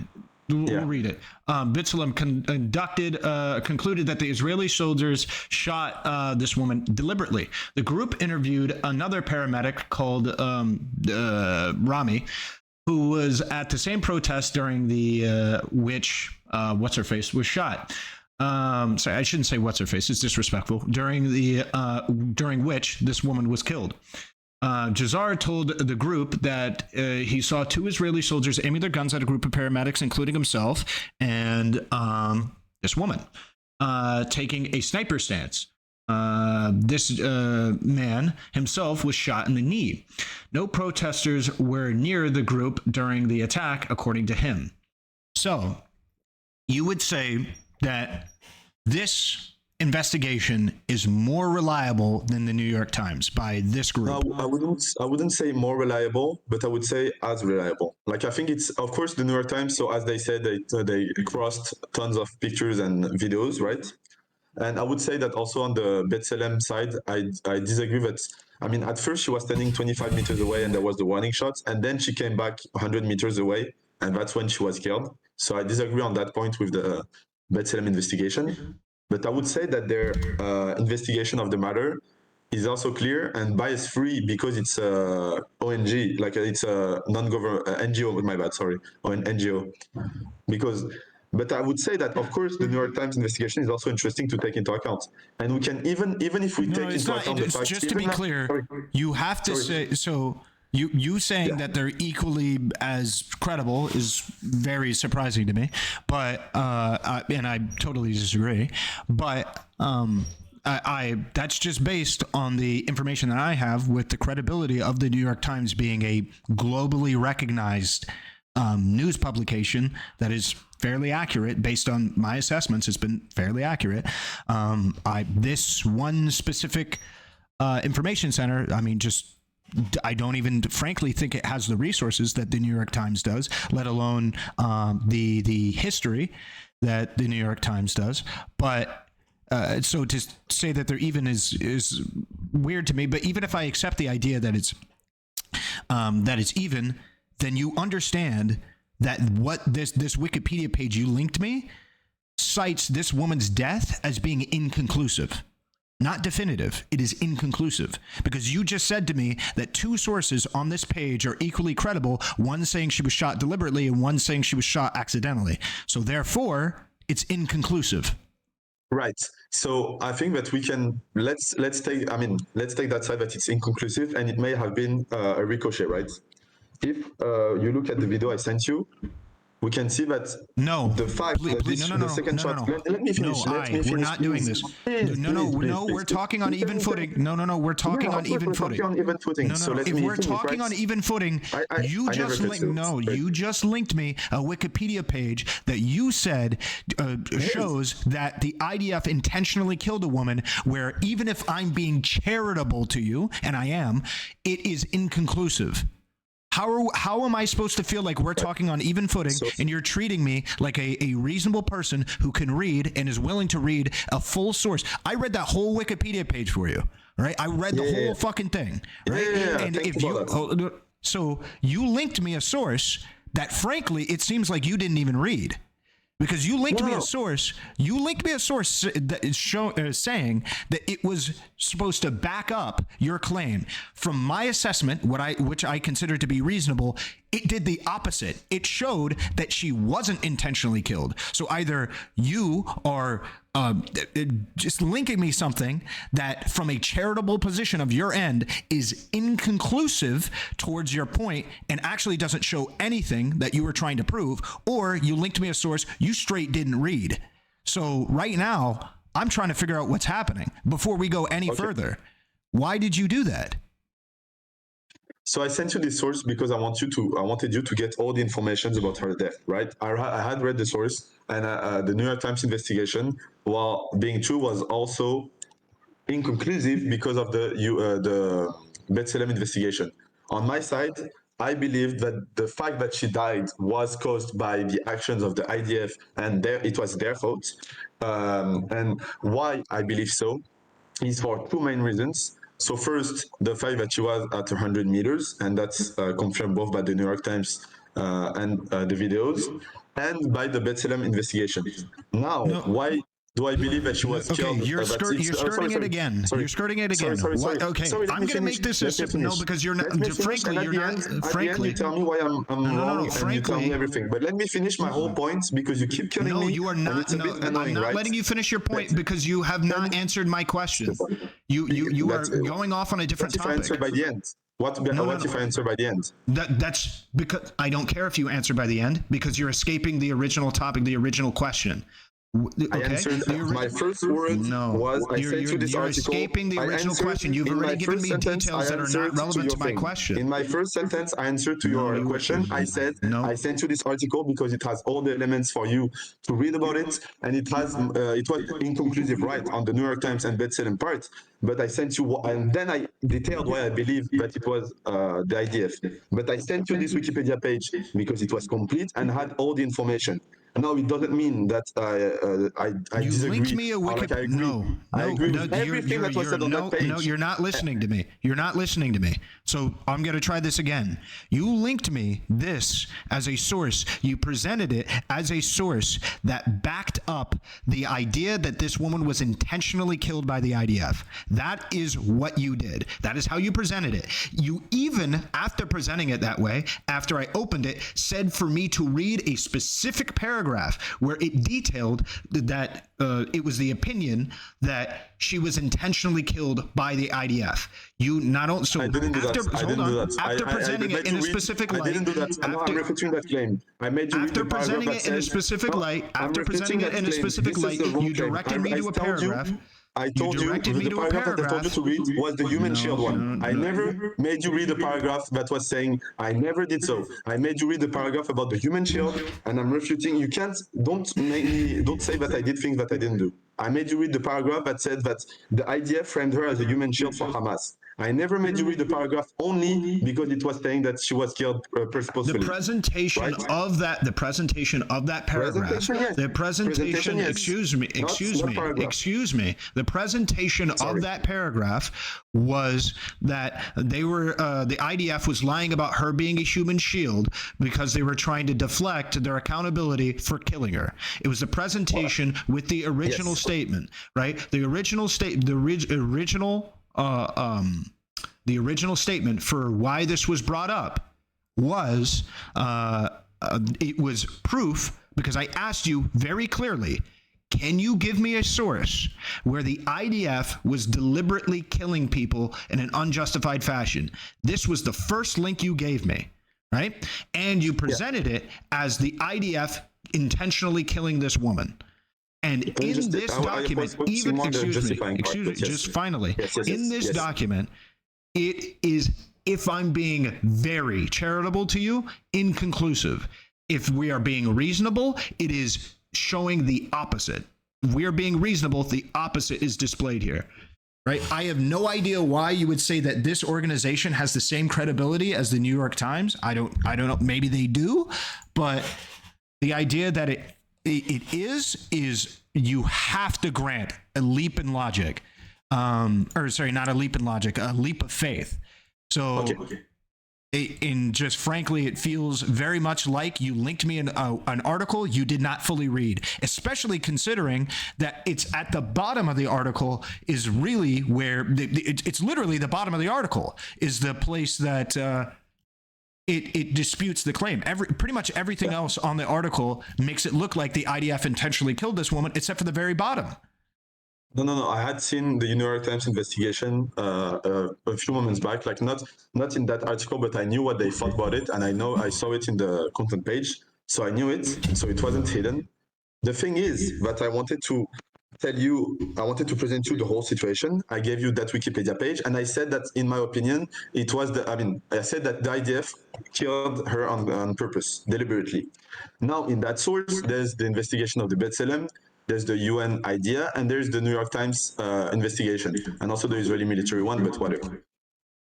The source has multiple ideas, I personally have no interest going through the footage, going through the pictures, going through everything when there has been what I would consider to be a reliable source that already went over all of the evidence, more evidence than we have time to go over even all of today and probably all of tomorrow. And just straight up things we cannot go over, including interviews and testimony from witnesses. There is all of that the New York Times went through. I have no interest in doing. This isn't some cell phone video, like World Star hip hop cell phone video or whatever, that we can go over to be able to accurately do this. I've seen other instances of the level of clarity that the New York Times goes through to be able to do this. And if you are actually going to contend the conclusion of the New York Times, which you are, to be clear, you are saying the New York Times is wrong because you are saying she was intentionally killed. The New York Times disagrees. So you are absolutely going against the New York Times, which was the first thing that I asked. Then what I would just simply say is go through the actual New York Times article and then just point out to me where they get it wrong. Point out to me where it's inaccurate. That's what I would say. I'm not going to go through the entire article with you here. I'm just going to state. Okay, I understand. Not reality. That you think it was an accident, in your opinion. I mean, not an accident, but like it wasn't deliberate. Yeah, based on the New York Times article, it seems like it was at least a depiction of it. I mean, we can go take a look and see. I doubt Wikipedia just sniped. It's a video, so I'm gonna try to look at it. No, I'm not gonna watch a video. I'm not gonna watch a video. Like the New York Times thing is a video, but I also have the video of the whole protest happening with their testimony. Oh, for my side, it was a video, sorry. But I have the video of the thing happening in real time with them, the medics, and their testimony. Like, that's what I sent you like 20 minutes ago, right? I don't care.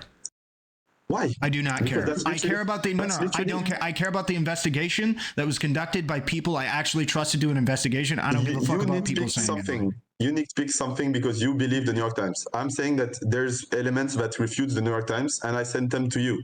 So you're nitpicking, you're saying, no, I only want to hear the one that is agreeing with my side. I'm not saying that the New York Times cannot be wrong. What I'm saying is you already linked me something that I spent the better part of 40 minutes reading that disprove or that the most credible thing here said that what your conclusion was incorrect. In your viewpoint. Not in everyone's viewpoint. I think in most reasonable people's opinion, the New York Times is the most reliable source on this entire sheet. I think in most reasonable people's opinion. I sent you a primary source of the thing happening with like proof. Like you just fear the thing to be so what you're telling me is that inside of this, it's going to show not only the shot, it's going to show the guy who shot the gun saying, "Yeah, I intentionally shot her. I thought it'd be fun." That's what it's going to show. You think they can, like, we can find this document? Yeah, that's right. So no. When you tell me it proves it, when you tell me it proves it, that's what I'm going to do. Otherwise, I'm going to. Okay, go ahead. In that video, there's no shot of the Israeli sniper saying that they shot her, but there is videos of the Israeli snipers in front, aiming at a child and saying, which child do I shoot? Do I shoot at this one? And they're laughing when they shoot at him. In that video, but at another timestamp. So if you want a video of the sniper side, I can get you the sniper side. That's not even the same fucking claim. Yeah. But if you're on the same clip, I have only the medic side, and I have the videos of it happening in real time. I don't have the sniper side on that side. Do you think the New York Times just didn't have access to any of these videos? I don't know. I can't tell you. I don't know. I just have an element that proves it. So I don't know what they're saying about it, and I don't care because the debate is not between the New York Times and me. It's between you and I. What? The reason why I care about the New York Times. Hold on. Yes. I'm saying that I have elements that they may have taken into account or whatever, but have them. The issue that I'm having is that the source that you linked me, the most credible thing on this page, is coming to a conclusion that is not yours. It's not your conclusion. I'm saying that the whole document is not coming to the same conclusion, but you may say that it's not reliable. So I sent you another video that comes to the same conclusion with the not a video of someone analyzing, not a Lonerbox or like a Hassan video. It's a video, a primary source of them during the moment, and then interviewing the people that were, one of them was shot and one of them was next to the two being shot. Yeah, and so my question to you is: Do you believe that either the New York Times didn't have access to this video or did not have access to these people to be able to interview or talk to? I cannot guess that. I don't know. I'm just saying that I have an element. Why did you link me this page? I don't know if they have the New York Times had access to it. I don't know. I simply don't know. It's possible to not know that. I just have that element. And that's it. I don't understand why it's so hard to pick on a 3 minutes long thing. That the New York Times for sure is correct and that this was an accident. That's not even what I'm contending. I'm just contending with the idea that you linked me something that apparently has here. That has conflicting. Okay.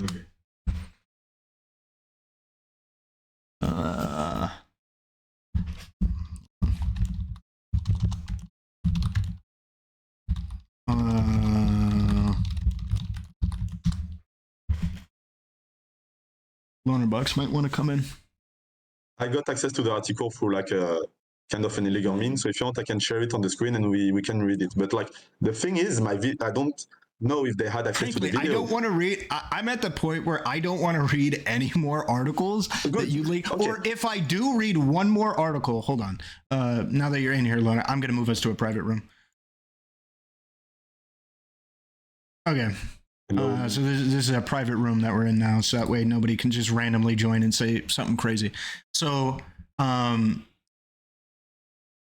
catch you up, I guess, pure Loner, if you want to be caught up. Yeah, what are we talking about? Okay, so the Wikipedia page for the person that I just linked you was linked to me by this individual, about her possibly being intentionally shot and killed by the IDF. It was, from my perspective, presented to me in a manner that was this Wikipedia page showed that she was intentionally killed by the IDF. I contends that idea and said that he just presented it to me on the basis of it just being a jumping off point to be able to look into it more, and then he's going to provide me a separate article. I'm frustrated, however, because frankly, I just don't even think he read it, and he presented it to me in a specific manner. that doesn't even seem to be backed up by the article itself. This is the medic from the March of Return, right? Yeah. This is the one that the IDF lied about, didn't they? They lied. Well, they didn't lie about whether or not it was intentional, but they lied about her. They clipped her out of context, calling herself a human shield or some shit, right? Yeah, that was the thing. Gotcha. Okay. What's the? Is there like a broad claim here, or where are we talking about? What's So the broad claim. Okay, do I say it or you also? I believe that it's intentional that this person was killed, and by the IDF, and provided me the source. We'll just start there. I believe that it was intentional that this person was killed. So the broader claim, just to be clear, is that I'm saying that the answer to the March of Return, which was completely disproportionate and was completely unjustifiable. I mean, was mostly completely unjustifiable by the IDF. And I'm saying that, so you wanted a precise example. So I have this example of Rosen and Nader. I sent this Wikipedia article, and so the thing is, in it, there's multiple sources, right? There's the Israeli Information Center for Human Rights, the UN, and the Israeli military, and the New York Times. The New York Times investigation in it concludes that it was not deliberate. It was unintentional. And I'm refuting that term by saying that the shot was intentional, either because it directly shot her, or even if it's a ricochet. Because you've been cutting me a lot, even every time I said that, even if it's a ricochet, it was intentional to shoot at 100 meters towards medics people. Even if it was that was, just to be clear, that was not your claim. You were revising it in real time. Why are you doing that? You were revising that in real time. What? You told me no, you're not answering to my question. You told me no. I wanted to say it for like 30 minutes. Revising that in real time. It's the first time I can say it. I swear. It's the first time I say it. That's true. It was not the first time that you can say it. I asked you clearly and plainly. Do you believe that this person was intentionally shot by the IDF? How is the New York Times conclusion that it was a ricochet insufficient? And you told me to look at the other article and another thing that you linked. That's what you told me. Every time I told you this, you cut me directly to tell you that I didn't answer to a main question. And every time I tried to tell you that, let's say the New York Times conclusion is true, it's still not normal, you would cut me and tell me, but you believe that it's false, so you have to prove it. That was not the point that I wanted to get, but you cut me every time. I swear, you cut me every time. I swear, because this was the first moment where I could talk for a long time, and I went to that conclusion. I don't care because it's Lonerbox is here or not. I had the time to talk, and I came to that conclusion. I'm glad that you've proven that you're totally dishonest in this conversation. But okay, no, you are totally dishonest. Can I just ask a broader question? Why are we using Najjar as the quintessential example of a Great March of Return death? Because there were about 200 deaths in that march, and this one was probably the one that actually made the IDF look the worst because they lied about it, right? And because she was a medic. Do you think this was the average case? Do you think she's a good representation of every death of the March of Return? So basically the debate was that I was saying that in it there was I think 29 or 29 militants that were proven to be tied to Hamas or the Palestinian Liberation Front or anything, and most of them were not. Then really okay, that's okay. One claim at a time. One claim at a time. Okay, you said 29 militants proven to be parts of Hamas, to be militants, right? Yes. Are you aware that Hamas, on their own admission, claimed more than 40 militants killed throughout the March of Return? The Hamas actually claimed more than 29 just themselves in one day. I'm saying that I'm taking the claim of the ICRC. Yeah, I'm telling you that so I'm just curious why they would say only 29 when you literally have Hamas themselves on the Al-Qassam Brigade's website claiming 45 of their own guys. Because I think it would be a good side for Hamas to say that they were among the people and they were killed, so they were trying to be with the people, trying to do something peaceful, and then they were killed, so they could use that to recruit people and say that they're not always bad guys who want to kill every Israeli, but they can also try to do peaceful things and get killed. So you think Hamas lied about some of the people being their own militants, their own soldiers? So some of the people were their own soldiers, that's definitely true. I think they exaggerated the claims, and there are sources that are impartial on the matter, but said there were less than what the Hamas is claiming. How do you know that? You haven't even seen the source I'm telling you about. I mean, you told me about it. You haven't seen mine neither. Maybe. Yeah. So where are you getting the idea that Hamas just shoehorned, I guess, over 10 or 15 people?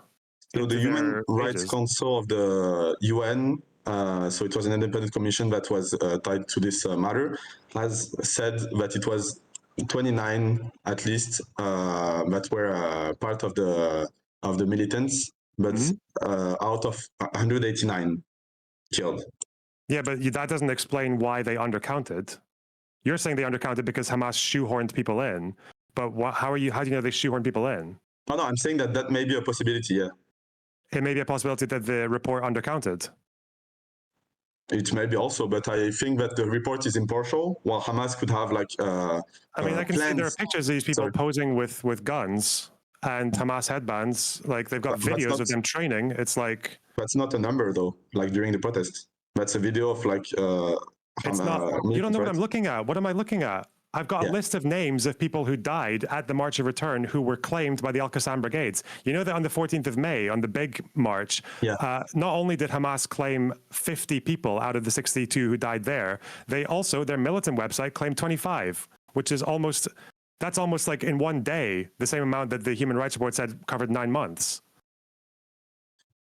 But why would so Hamas? So you're saying basically that Hamas has given a list and has said that there are like more people, more militants than what the UN Commission has said that, right? Yeah, it looks like it. And I'm going through these pages on the Al-Qassam Brigade's website. These guys are literally, they've got guns, they've got military uniforms in their pictures. There are videos of them training. I don't know if these are like, they're just saying, oh, random civilian, but they were actually our guy. I don't know if you can see my stream, or do you want me to send you any of these? No, I can't see, but wait, I'm gonna go in it. Is it on YouTube or Twitch or sorry? I'll give you my document. Hang on. Okay, thank you. Sorry. It's okay. In any case, do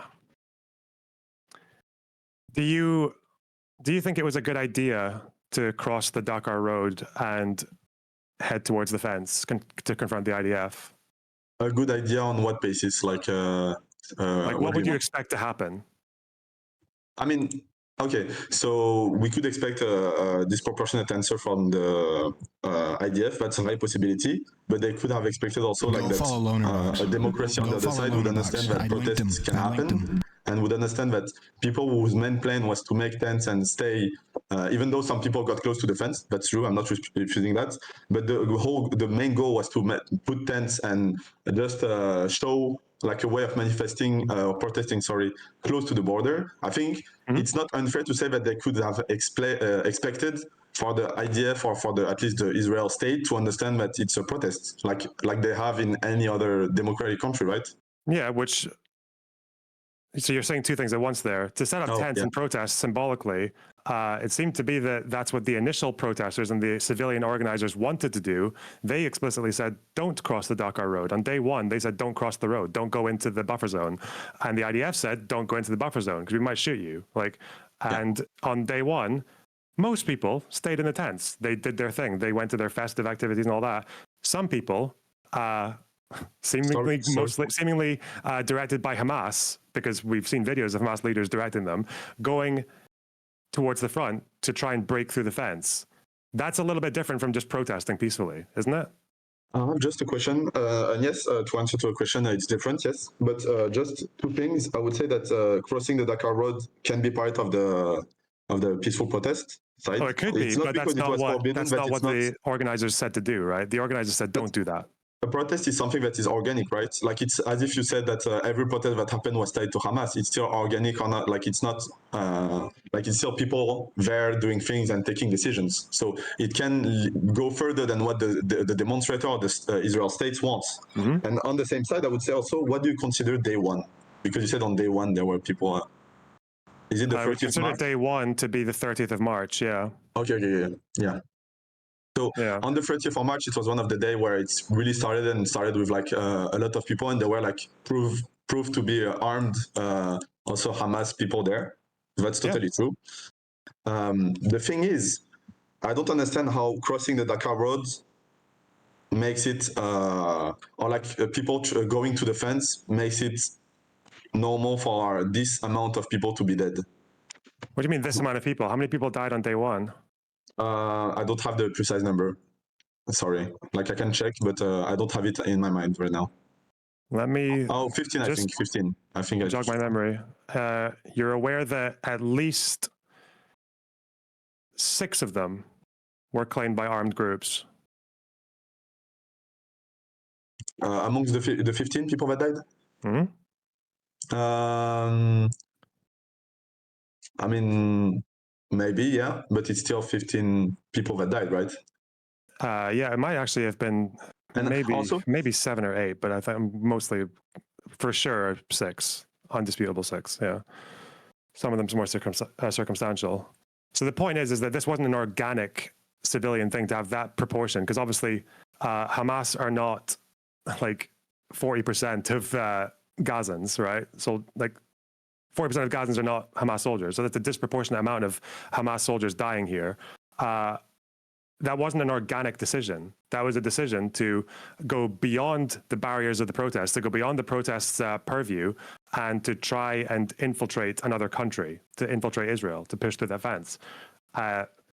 If you're in an armed conflict, which Israel and Hamas are part of, and one side of that armed conflict is trying to break through your border fence, first of all, they're going to use like tear gas and rubber bullets and whatever else they did. But then at a certain point, if people get too close, or there are people who are definitely trying to incite more people to go across, then yeah, people are going to get shot.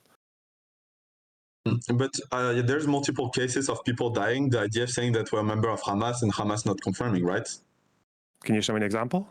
Yes, so it was about the 19-year-old Palestinian, but I need to find like the precise example of documents to because I knew the story, but just need to find. And I don't want to send like a source that you may think that I didn't read or anything. So I'm not. Let's give up on that claim. Sorry, let's give up because I can't like give you an accurate document right now. Maybe some other day, but right now I can't. Like, okay, just to like simplify the position here, right? I don't think, obviously, just if you're walking around 200 meters away from a fence, nothing else going on, yeah, I don't think someone should shoot you. That's pretty unethical. I think in a different situation, if you have a fence that is not the sturdiest of things. I don't know if you've seen some of the pictures of some parts of that fence. It's like it's a fence, okay? It's a not very like well fortified thing, and you have a buffer zone of about 200-300 meters. So the problem that you face is that, let's say you've got your fence, you've got a few hundred people running towards the fence, ripping away the barbed wire, trying to get through with cutters and machetes and whatever else. Some of them apparently had IEDs and Molotov cocktails and slingshots, and they're trying to cut through the fence. And then behind them, on the other side of the buffer zone, you have tens of thousands of people who might potentially run through. And if you have a breach in the fence, you've got maybe 1-2 minutes before you could potentially have a few thousand people running through into Israel. And that would be like the worst case situation. So I guess for the IDF, the rationale would be that this fence is a military objective. And if you attack a military objective, you might get shot because you're participating in hostilities. Do you disagree with anything of that? Yeah, I understand completely that. What I would disagree on is that the fact that the people that were killed were not all attacking the fence or directly posing a threat to the IDF or the Israel state overall. So yes, there are some examples. Which ones in particular? So if we take back the example of Rosanne, even if we say, I don't know if even if we say that Israel fired shots on the ground and it ricocheted to kill her, we have videos showing that they were at first getting closer to the barrier while raising their hands all in white clothes and trying to get someone out of there because he was on the ground because he was shot. And he went closer to the barrier. That's true. He was still 50 meters away, but he was still close, right? Yeah, and are you also aware that at different points, people were organizing into Facebook groups into what you would call like tire burning units, or people were organizing themselves into sending over incendiary kites, or some people were organized into stone throwing groups. As in, the point was that even if you're not directly attacking the soldiers, you're still facilitating other people who are. That's why also, since like Hania, I don't know if you know this, but Hania was literally encouraging and rewarding kids, like preteens, to go forward because obviously it's harder to fire shots when there are kids running around. I think there was even someone in the Human Rights Report who said that, talking about women getting pushed forward because they knew the IDF were less likely to fire on them. Do you acknowledge all that being kind of an issue to deal with? Yeah, it could have been an issue, but the thing is, it's still, at the end of the day, civilians and like 1,000 children getting injured, right? Whether it is a plan, a grand plan, or a grand scheme, it is people that are, for the majority of the days, unarmed or armed with like Molotov cocktail at the most, and most of the time with rocks and burning tires. This is true. Getting shot amongst also regular civilians. I mean, there's like the video, I talked about it earlier also. So it's a children getting shot, and it's on the side of the sniper. So it was, he released it on social media, I think and he's like laughing with his friend, saying that he don't know which one to kill. Because of course they were close to the barrier, but there were still children like not posing a threat, not having any weapon in their hands, not doing anything, not having any color, nothing. Okay. Yeah. And they're laughing while killing it. To be if clear, you want, I can send the video. Yeah, you can send me a phone. So to be clear, I went through some of the examples that were given by like the videos that were supplied by the UN. I completely agree that I don't think the IDF acted like 100% ethically in this situation. I think quite a few people died who did not deserve to die. Like they were murdered. And obviously it's the IDF, so they're just going to be quite liberal with the response. However, this is an Abby Martin film. Why are you giving me this? This isn't the UN. This is a propagandist. Like, what are you doing? No, we can say that she's a propagandist, but the video in on itself has no relation. I don't care about the commentary she adds on it. I'm just talking about the timestamp I put. Also, I think that this documentary, even though it was mostly emotional, I agree, and it was like biased. It's clear that it was biased toward Palestine. I think that it still has a lot of conclusive elements that are that can be believed.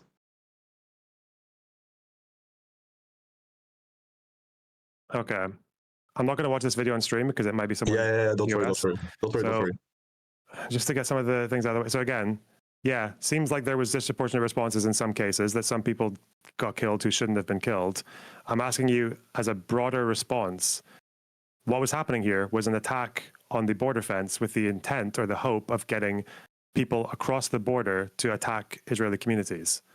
That was not treating that fence as a military objective. That's not it's going to result in people getting shot, right? Like that's why some of these Hamas guys, you can see it in their obituaries saying that, yeah, I'm going to go and get martyred today. I know I'm going to die because yeah, of course you would. You're fighting with another army, even if you're unarmed, or even if you're like burning a tire to help other people who might have knives in their pockets, or people who are throwing Molotov cocktails or like throwing slingshots. Like, yeah, you're fighting with another army.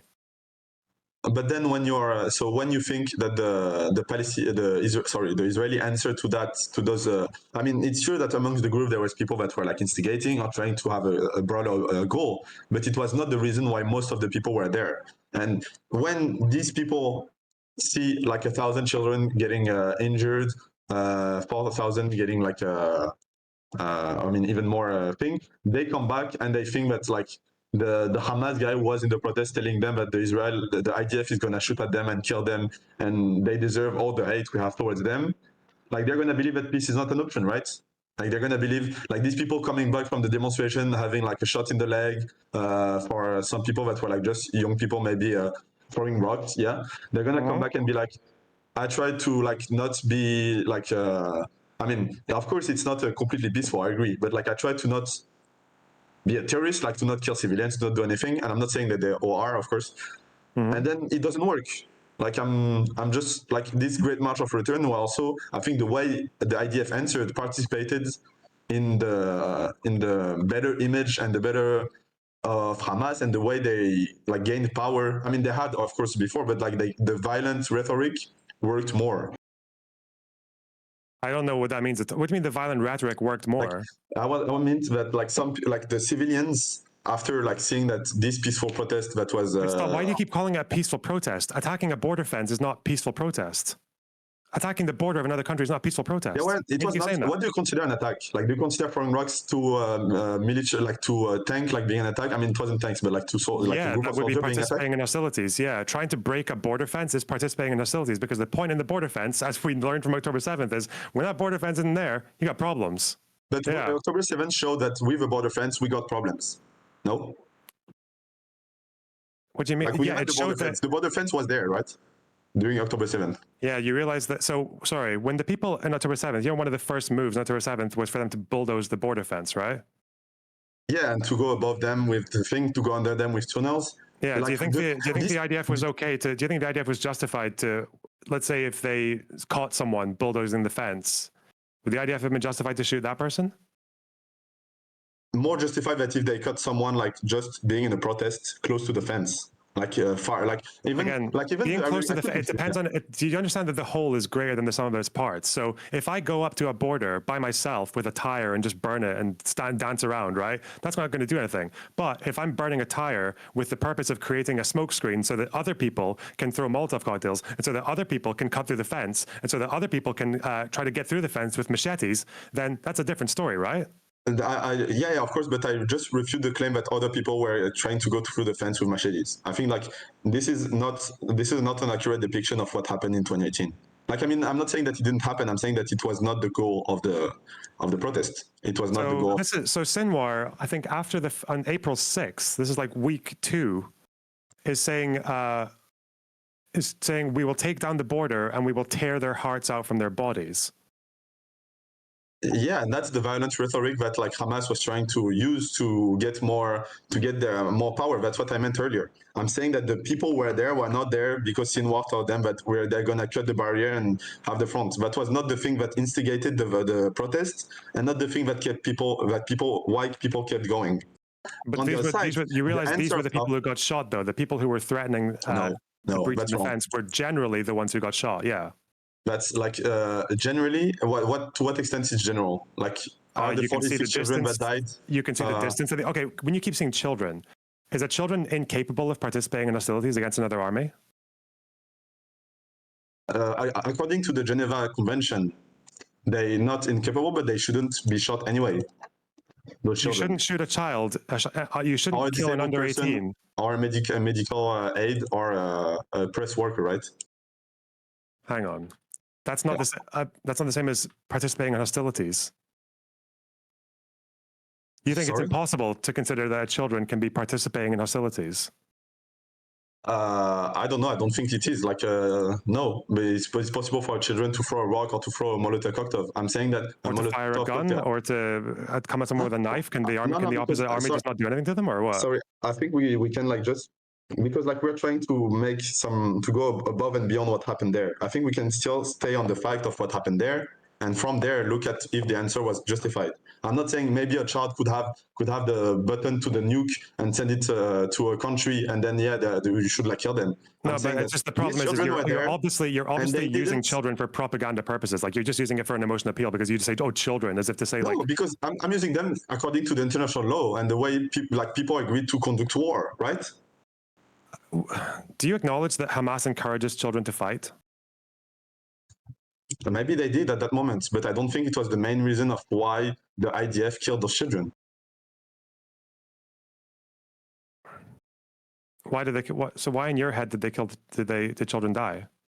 So I think they killed those children died because the IDF wanted to like cut the protest short and to make the most civilian casualty, to put the idea that protesting is impossible and the Palestinians should just stay in their Gaza Strip and just not try to revolt in any way, peaceful or not. This was just like peaceful or not. So why were most of the killings within the buffer zone then? Why didn't they just bomb the fucking? If they wanted to take out people, why didn't they just like? People were not peaceful. There's no correlation between like being in the buffer zone and being a killer or Hamas. There absolutely is a correlation. There's not a direct causation. There is a correlation between the ones who were in the buffer zone, because the ones who chose to go into the buffer zone, Gazans are not stupid. They know that going into the buffer zone, that the buffer zone is there for a reason. Like the organizers recognize this. That's why the organizers, the civilian organizers who Hamas ignored, said that you shouldn't go into the buffer zone. Everyone knows that going into the buffer zone is kind of like presenting yourself as a potential at best threat. Or if not, you're surrounded by people who are threats. Went into a zone like to protest that was forbidden to go. They deserve to be killed. Do you think that's honestly what I said? No, you said like because they were like going to that zone. I literally said the complete opposite of that, by the way. I think you're just struggling to I think you said get that around your most. position Okay, here. sorry. I'm gonna try to reiterate what you said, and you tell me if I misunderstood. You said those people who went into the buffer zone did not listen to the protest organizers. They followed like the Hamas idea of going to the buffer zone and try to like prepare the ground for them to be able to cut the barrier, right? So saying that people are there because they have a goal of like cutting the fence and trying to let Hamas people into Israel. I'm saying, and that justifies the answer because it's a military objective. You're saying that, right? I think given that there were literally hundreds, or actually no, thousands of people doing this across 9 or 10 or 11 months, and 200 people die from it, that does suggest that there was a bit of discretion applied to who they were actually going to decide to kill in these protests. That it wasn't just, oh, you're in the buffer zone, bang, kill. Like that's not what that wasn't the policy, right? That's true. Like the IDF has said that every last one of their shots were calculated and chosen wisely, right? Yeah, we agree on that. I think every shot had to be approved by a commander. Yes. Yeah, we agree on that. So how do we explain? Because you're gonna say that I'm again like trying to appeal for emotions, but how do you explain the disabled were shot, the press worker were shot, the aid worker were shot, and the children were shot? Like if all the shots are made with a decision to eliminate direct threats, we have multiple examples of people not being a direct threat or being a limited threat with like rocks throwing, getting shot, right? So you've mentioned a few things there. You've mentioned press, you've mentioned rock throwing, you've mentioned children, you've mentioned aid workers. Again, none of these things are mutually exclusive with also participating in hostilities. You understand that, right? I'm saying that we have proof and we have like documents of human rights organizations that say that the people who were shot and had those roles were often not participating in hostilities. Was this the majority of them? Because I've already said that I think quite a few people here were killed unjustly. Yeah. But as far as the majority goes, it seems to be that they were fucking around and finding out. Okay, so about that. So the fuck around was people going past the buffer zone, right? And that led to one death on the IDF side, Israeli side. So how can we explain that if all which was killed by a sniper, by the way, not even someone in the protest, it was a sniper from afar. Yeah. So when we talk about that elements, how can we say that these people had ill intents if they could have done way more? Like if Hamas was not like normalized into those protests and was like just using them as human shields, at any moment there could have been like a greater bomb or like a direct attack with like firearms, but on a bigger scale that could have been done while the IDF was like just expecting civilians, right? Why did it never happen? Probably because the border fence was effectively policed on all sides by snipers and riot control. No? But it was like the way the border control, the snipers were operating was not preventing any attack from Hamas on a further level. I mean, on a farther level, right? What do you mean? I mean, like the way they were operating by killing those what we consider a threat, which I think that in most cases were not threats. I think that those the way the IDF operated would not have prevented an attack on the border fence, as it did not during the October 7th. The IDF wasn't, sorry, October 7th, the problem, you didn't have people anticipating an attack. Obviously, the March of Return was planned ahead publicly. That's why they were prepared. They dug, like they built the mounds and they dug up, got rid of like agricultural sites at some points, and they set up tanks and shit like that. They set up infrastructure to deal with an attack on the fence. That's why in the March of Return, Israel did not get breached and filled with like hundreds or thousands of militants, whereas on October 7th... I don't think that's why. That's where I disagree. What do you possibly disagree with that part on? I would say that it's not because they were prepared to that extent. It's because people did not want to do that. Like the people in the protest had not the goal of like going through the fence. Most of them didn't, but the ones who went forward and got really close and some of them got shot, yeah, they kind of did. That's why they do were you trying think to that advance when, towards the fence. Yeah. so do you think that when there's protesters that go to the police and start like, I don't know, like resisting because the police is like getting them off the place where they're protesting, like they're like actively being a threat and thus should like just be arrested or be beaten up? What was this called? This was called the Great March of Return. Yes. Return to where? But that's not, it's not because it's in the name, but it's like the Great March of Return was also just the main goal was to get the blockade off and the fence off and to let people just like, especially the blockade, which was the main goal. If it was called the blockade, why is it called the March of Return? I don't. Why are you doing it? Why are you west-plaining for these people? Like you literally got like the Hamas leader in Gaza saying, "We are going to go across that fence and we are going to rip their hearts out." They are rewarding kids from approaching like sniper fire. We've got people organizing themselves into units of like tire burning, of stone throwing, of Molotov cocktail throwing, so they can advance forward. What's the point in advancing forward? What's the point in people being up at this fence and like trying to plant devices or trying to cut through it? What the fuck is this? There was no devices planted, first, just to be clear, like during the whole March of Return, there was no devices planted on the side. And you're going to tell me that it's because of like the efficiency of the IDF, but whatever, at least there was no thing planted. And to continue on your point, the way it was called the Great March of Return is also highly symbolic. Like it's possible for protests to have a symbolic name and to get people in, because like the main idea and the main goals, which were stated officially by the protesters, were to protest against the blockade and the United States recognition of Israel, right? Of Jerusalem, my bad. Yeah, of course, yeah. And the thing you're struggling to acknowledge is that not everyone followed that protocol because some people tried to attack the border fence. So because some people tried to attack the border fence, it justified the disproportionate answer that Israel has done. You're begging the question that it's disproportionate. I don't know, maybe I just like, because I've been to South Lebanon when I was 13. I've also been to Northern Israel. I don't know if I just have more of an affinity with my Levantine brothers. Even when I was 13 in South Lebanon at the border, I could see it. No one had to tell me, don't approach the border fence and fuck around with it because you'll probably get shot. I don't know why this is like a really fucking... You've got two opposing countries who are at war with each other. You've got two countries that are not at peace with each other. It's an armistice line dividing two sides of an armed conflict, and you are literally confronting the other military. I don't understand why that's a difficult concept. For Lebanon and Gaza, the situation is completely different. One is a country that is free and like people can like just live their lives and go wherever they want to go, work, and like they're mostly free and they just don't have to go to Israel, which is another country. One is literally they're in a strip, they have a blockade, they don't eat enough, they don't drink enough, their electricity is rationed by Israel. And of course, like the only way of protesting is either to go to the Egypt southern border, which was the Philadelphia corridor, or to go to protest towards Israel, which is the one enforcing the blockade, right?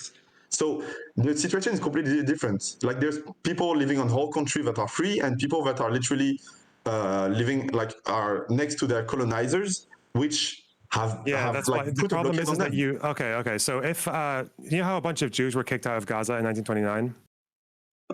Yes, they were evacuated because of the riots and the pogroms. Well, not really. Yeah, no, it's possible. Yeah. Okay, yeah. Let's say the descendants of those people decided that they wanted to return to their natural homes in Gaza, their grandparents' homes, and they decided to march towards the Gaza fence, and some of them were throwing stones at Hamas outposts or whatever. You think Hamas would have should just let that happen, or? So I think in the situation where like in the same way the Palestinian people could leave Gaza and go install themselves in their like the region where they lived originally, I don't see why it would be a problem. Yeah, because Hamas has legitimacy as long as it's being like, as long as the Palestinian people are being like mistreated and occupied and with a blockade, right?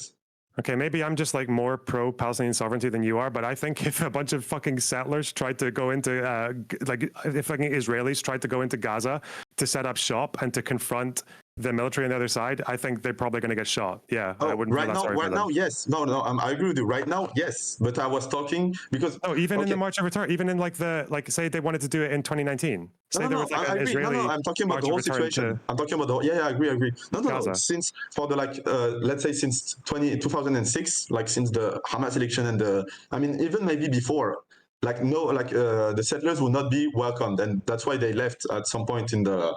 I think it was like in the end of the 2000s. The thing is, what I'm talking about is a situation where both sides are treated equally. If the Palestinians are offered the same chance to get back to their lands and to get back, because 70% of people living in Gaza are people that are not originally from there. Mm-hmm. So if these people had the same chance as those Jews which were originally from Gaza to go back to their homes, I think it would lead to less problems. Maybe problems on both sides, but I think it would lead to less problems, yeah. What, 70% of Gazans going back to live in Israel would lead to less problems? I think so what I believe in, what in my opinion would be the ideal situation is a one consociational state. So it's like Belgium, Switzerland. So it's a state with multiple nations in it, right? Mm-hmm. And where the conflicts are internally through justice and through democracy taken care of, right? So if the consociational Israel-Palestine state would exist, I think that there would be less problem into the 70% of people going back to where they lived, and the Jews which were from Gaza to come back to Gaza if they want to. Okay, that's incredibly naive and not really conscious of any of the current situation, but I don't know how you're achieving this by sending what seems to be like encouraging a bunch of which looks like a lot of teenagers, maybe even preteens, and getting them to these people to try and climb over a fence when there's literally a fence which is dividing two sides of an armed conflict. So most of the also, people, you notice there are some incidents here where people are right up to the fence and they're not immediately getting sniped. It seems like the IDF were, and you can read this in the Human Rights Report as well, that the IDF had exhausted. They were trying to go through tear gassing, which again has a problem because the wind would blow it in unpredictable directions, or you had problems with rubber bullets because of the range of their effectiveness is very volatile at different ranges. It's got a very limited range of effectiveness. And despite all that, this is not... Why are you describing this as a peaceful protest? I don't understand. Okay, I have an example. So in the UNHR, right? UNHRC, the Human Rights Independent Commission that I was talking earlier, they took 489 cases of Palestinian death, and they counted also the ones that were paralyzed. Okay, so this isn't from March of Return. 400 deaths. No, it's not the global. It's not the global. It was in February 2019. So it was the March of Return and a bit of before and after, right? And they concluded that only 2 were justified as response to danger by Israeli force. I can send you the documents. Hang on. What report are you talking about? So it was do you want the number or the name? I mean, the name is probably more clear. Report of the Independent International Commission of Inquiry on the protests in the occupied Palestinian territory, Human Rights Council 25, February 2019. So this report from... Oh, sorry, I misread. It was, sorry. 189 fatalities and 300 injuries. Yes. Yeah, I'm sorry. They were counted both. Which is what I mean is when you've got like thousands of people in the buffer zone, people throwing people slingshotting or Molotov cocktails or tire burning or trying to advance on the fence and cutting through it, and people with knives and machetes, and all the rhetoric coming from them. The fact that they killed 180 of them in the space of 9 months, that kind of suggests that there was a few steps being taken before they were deciding to shoot to kill. I mean, there was still 9,200 injured, right? But this wasn't just injured, right? Because they specifically, in most cases, tried to shoot to wound, not to kill. So the point is that you're saying, they go in the buffer zone, they deserve to die. Well, clearly that wasn't the policy. Clearly there was a lot more discernment taken than just everyone who steps into this arbitrary buffer zone dies. No? Oh, yeah, of course. No, I didn't say that. And it seems to be that if I said it, about 29 or 30% that I was able to count from the admission of these armed groups were soldiers. They were soldiers in the Al-Qassam or Al-Quds brigades. 29 people, right? 29 No, people were. no, that report, I don't know where they got 29 from. It's bullshit. Okay, the number is higher. It's like at least 44 deaths from the Al-Qassam brigades. It's another few from the Islamic Jihad. Yeah. I mean, like, I don't know, like, I'm just believing the human rights. I can, like okay, from listen, the UN. let's go through it. Let's go through it. Please, I send you that document, right? Yeah, the one on Obsidian. Yeah, okay. If you can go into even just, let's say 1 day, okay? If you go into, I think it's HRC report full, or no, 14th of May. If you go to 14th of May, Yes, I'm there's gonna look Hamas into claiming it. 50 of their members, and there's also the Al-Qassam site, 25 of them are fighters. PIJ claimed 3. 14th of May, right? Yep. Okay, yeah. 14th of May. Sorry, I'm just not really good with that website. I'm just gonna. So do I just go down, right? 14th of May. Yep. Oh yeah, I found it. Okay. Yeah, where You is can it? look at all those. You can look at all those found it. links, and those Okay, are all yeah. the names. And you can go Yes, sir. through. You can look at their Habib. pictures and their yeah. Okay, sorry. I'm just gonna look into it. Near the bottom where they tell you what they were doing when they died, like where they were.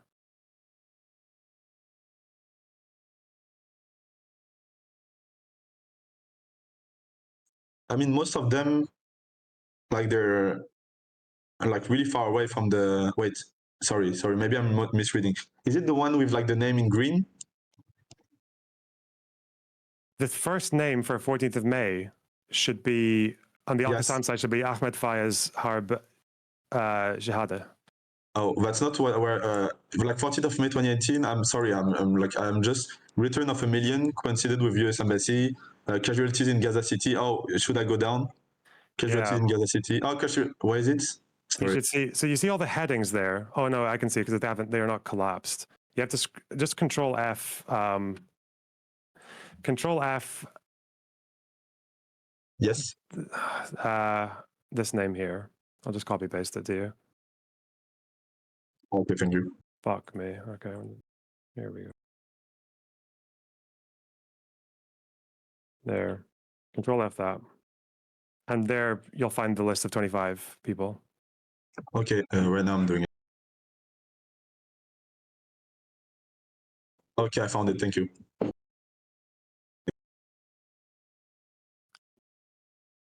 And you actually see here at the end of this biography that they say that he was martyred along with 5 other people, all from the same battalion.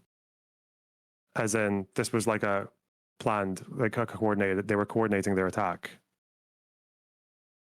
Oh yeah, 50 people killed by Israeli soldiers on Monday were a member of Hamas.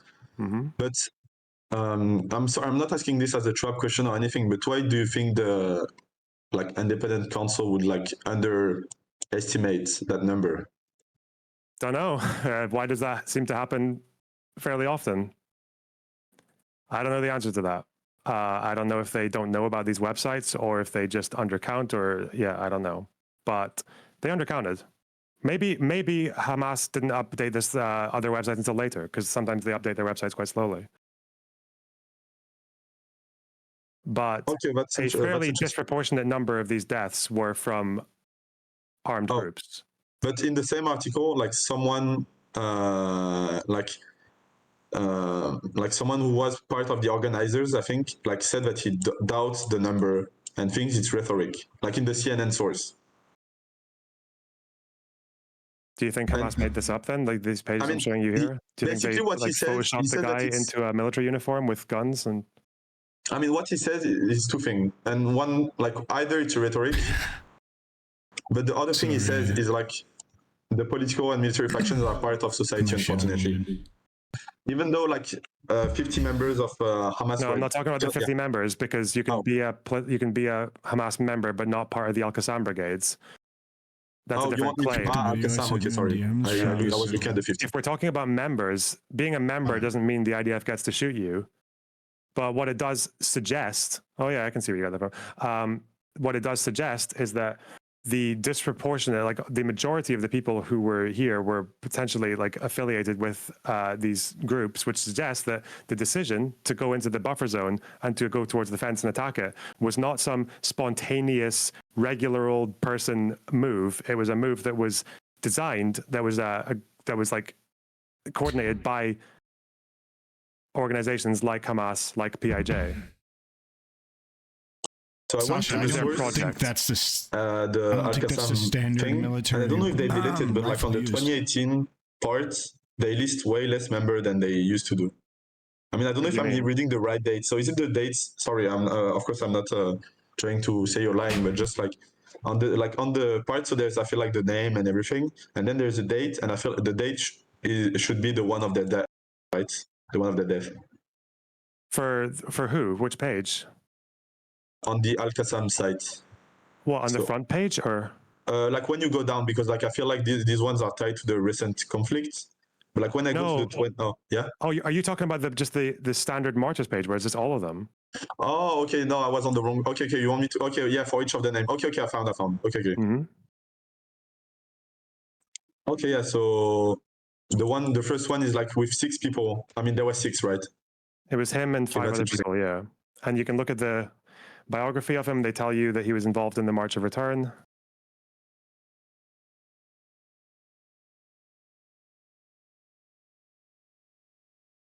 Looking at it, thank you.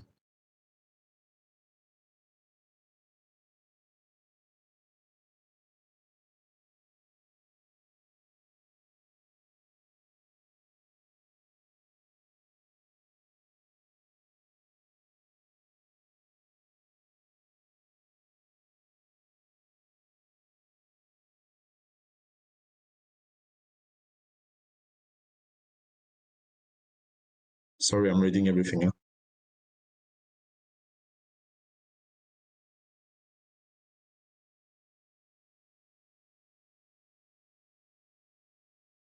Okay, so these people, yeah, seem to be. This is true. This seems to be. I mean, I can't look at every of them, or like I'm gonna just like stay silent for a long time. Sorry, can we get a link to what they're looking at? But Is that what you're asking for? do you think that these people, like those 25, and that could be extended to maybe more? Do you think that these people are like the majority of the ones that were killed? No, my count for the militants from Hamas and Islamic Jihad, because it's hard to verify the other armed groups, they're much smaller, seems to be about just under 30% of the people who died. Which is a pretty disproportionate amount, because obviously 30% of Gazans are not soldiers. Amongst the death, right? Not the injuries, right? Yeah, these are the deaths, yeah. I'm sorry, can I get a link to what you guys are looking at? Somebody in my chat is asking. Do you want me to send it, or did you send it? I'll send it, don't worry. Okay. Thank you.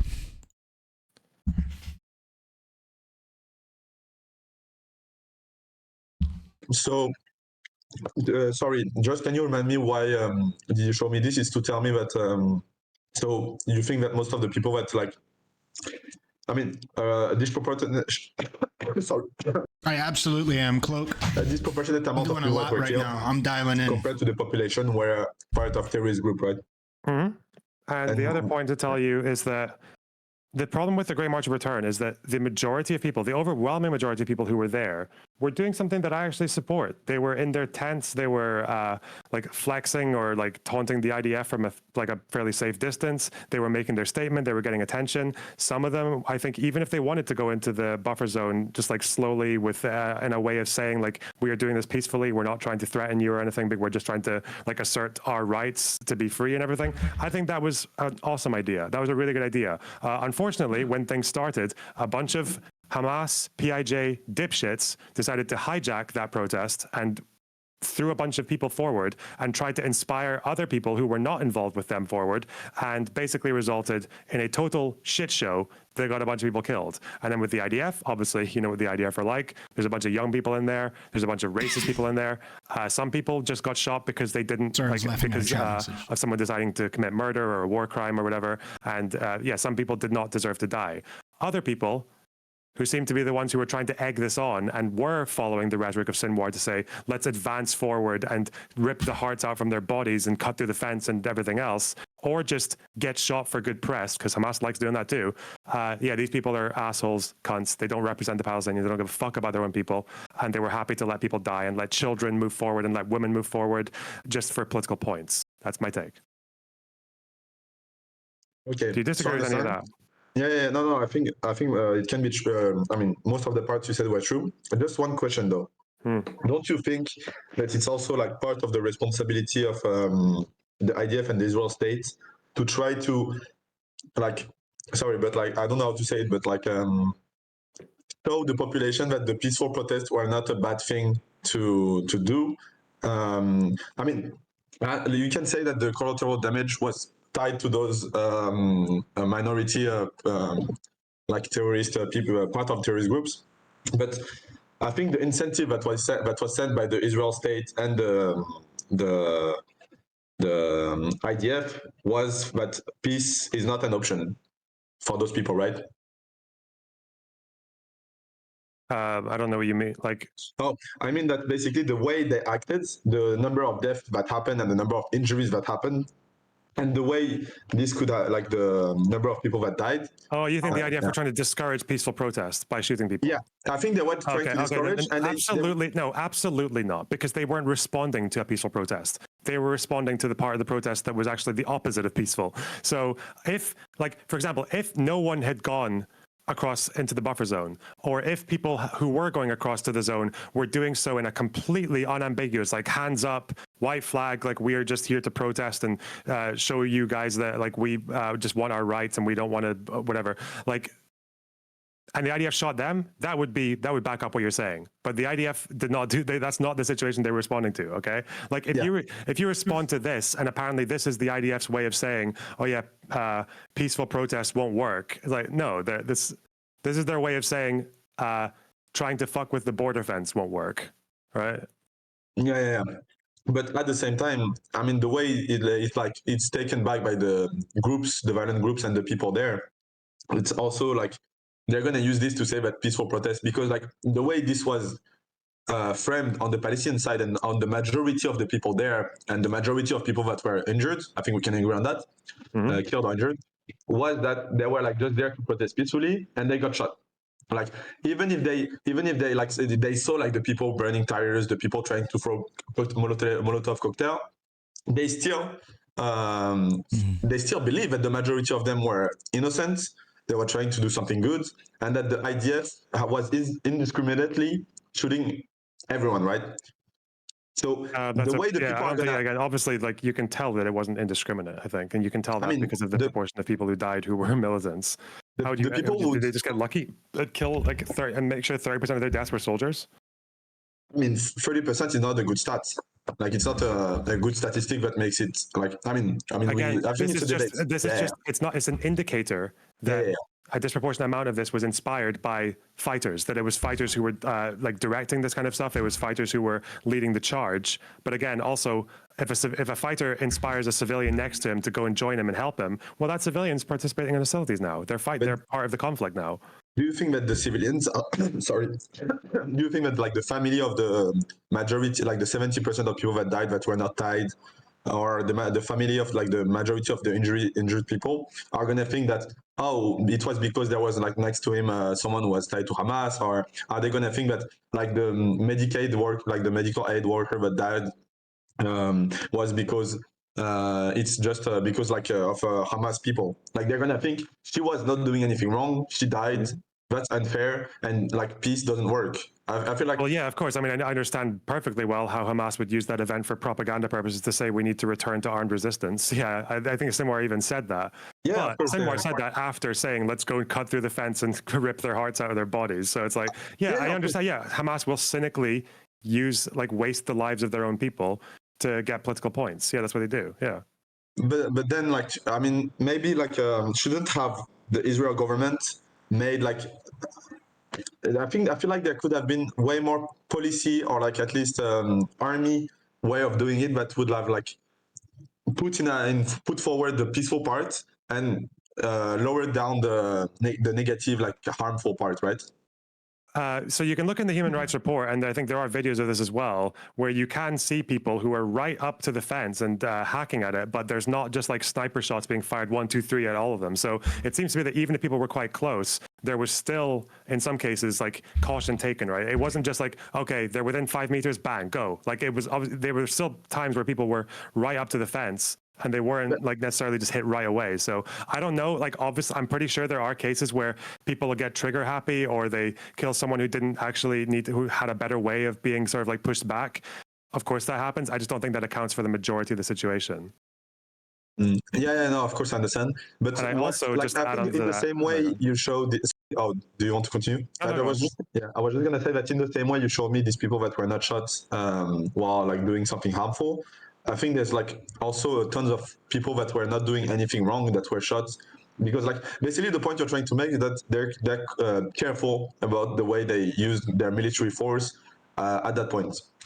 But yeah, but if they're again, careful being on those careful. people, So again, I don't know. So snipers are like from with that like kind when you've got a spotter and everything, you're generally quite accurate. But when you're also there's like a fence and there's tire smoke all over the place, and there are Molotov cocktails coming your way, and stones being slinged your way, and also fucking what do you call it? Like tear gas that's blowing in different directions.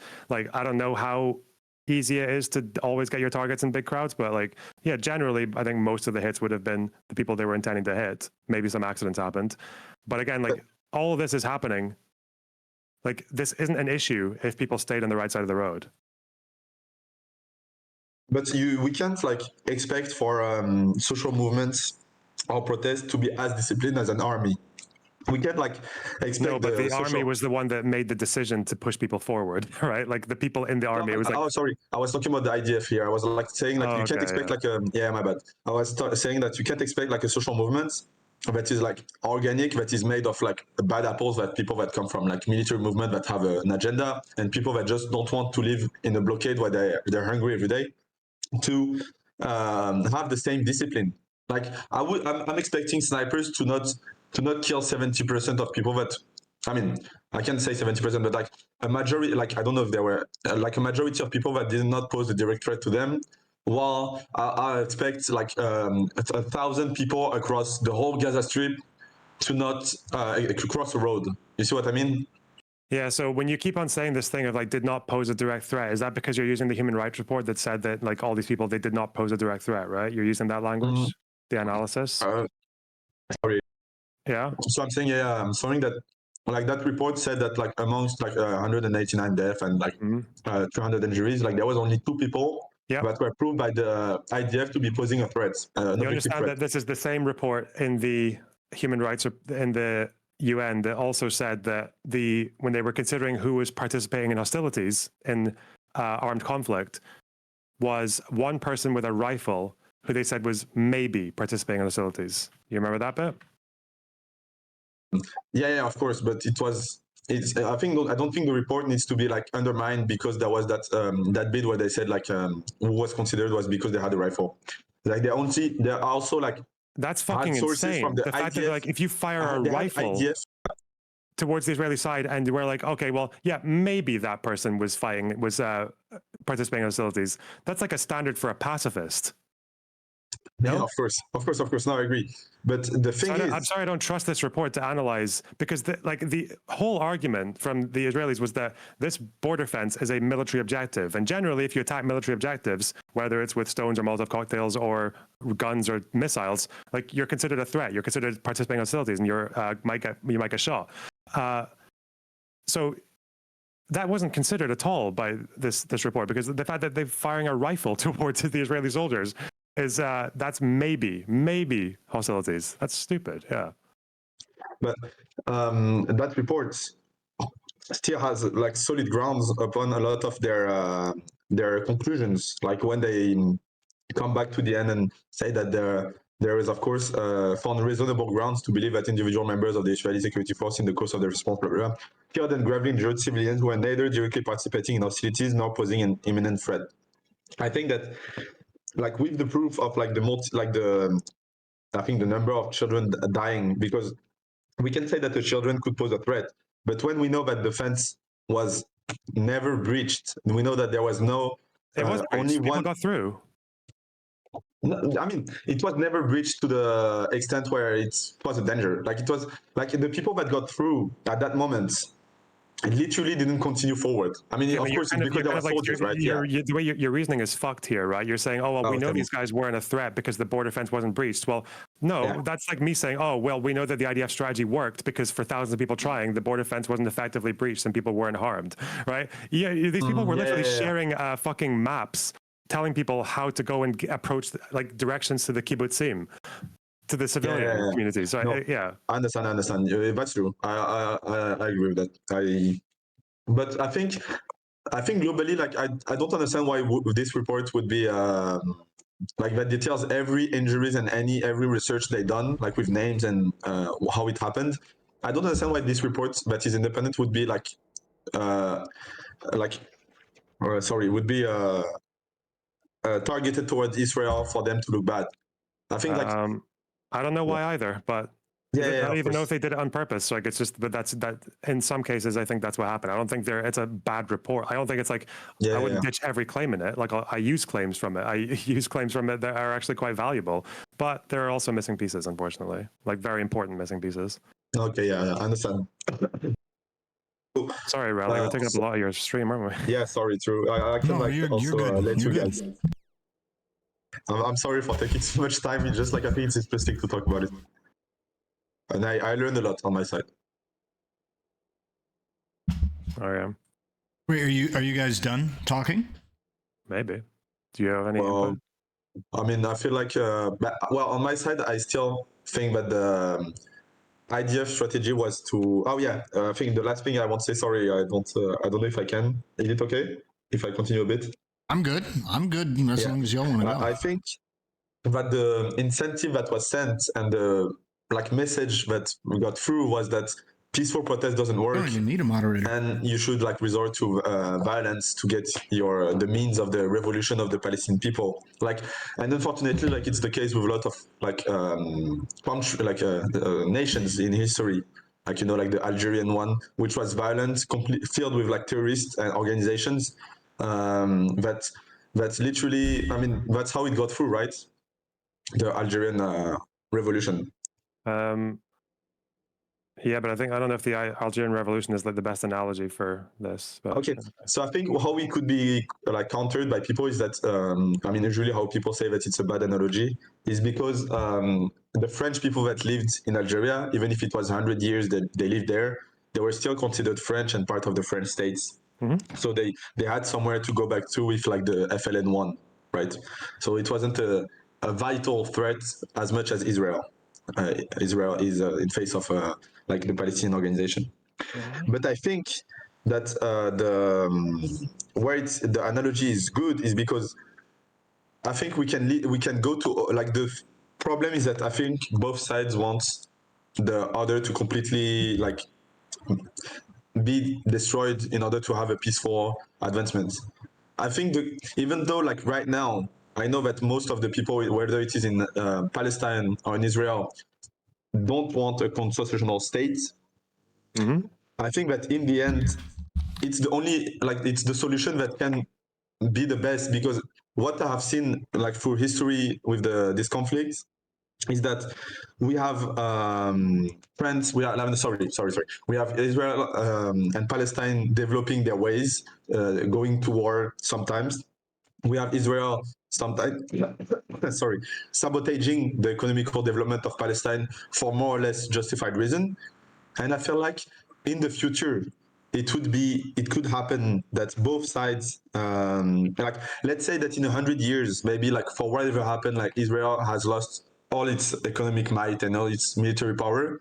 I don't understand how the two-state solutions would prevent, let's say, Palestine in 100 years that have way more economical advancement and way more military might to do the same thing that Israel is doing right now, right? I'm not sure entirely what that means. I meant like the two-state solutions. To be clear, the two-state solutions doesn't prevent anyone from preventing the other state from developing. You see, like it doesn't stop Israel from preventing Palestine from developing. Yeah, which and in the future, let's say that Palestine on the other side gets more economical might and military might than Israel. It doesn't prevent Palestine to counter to do the same thing to Israel that has been done historically. Like if a Palestinian state next to an Israeli state might become stronger than the Israeli state and then go and take them over. I mean, that could happen for like Israel has the same nukes, bro. That's historical not a reason that problem. Israel has been doing this. If there's a Palestinian state and that state attacks Israel, they're just gonna why? What would they go like? They can try and invade Israel all they want. It's like they'll probably get nuked. Or I mean, Israel's had their back to Israel's fought with Soviet-backed armies with fucking Syria and Egypt and Jordan. Like, yeah, they'll be fine. That's not. I wouldn't worry about that. That's not what I meant. I meant that this situation of having two states will often lead to one state picking on the other and sabotaging the other because the other is seen as a threat to their idea that the whole territory should be theirs. So the two-state solution will always result to like armed conflicts when it has any problems. Well, I think a one-state solution, like a constitutional state, would get solutions through justice, judiciary means, and democratic means. Okay, I see. I've heard a similar proposal from what's his name, Yossi Beilin. I don't know. It seems. What the fuck? Sorry. It feels like a bit pie in the sky, but I don't know. I'm not against the idea. If both sides were up for it, that would work. I guess with any solution, it's going to be like you need to find whatever solution is going to get both sides on board, and that's the hardest thing, right? Yeah. But slightly different question. True. Well, thank you for this discussion. Good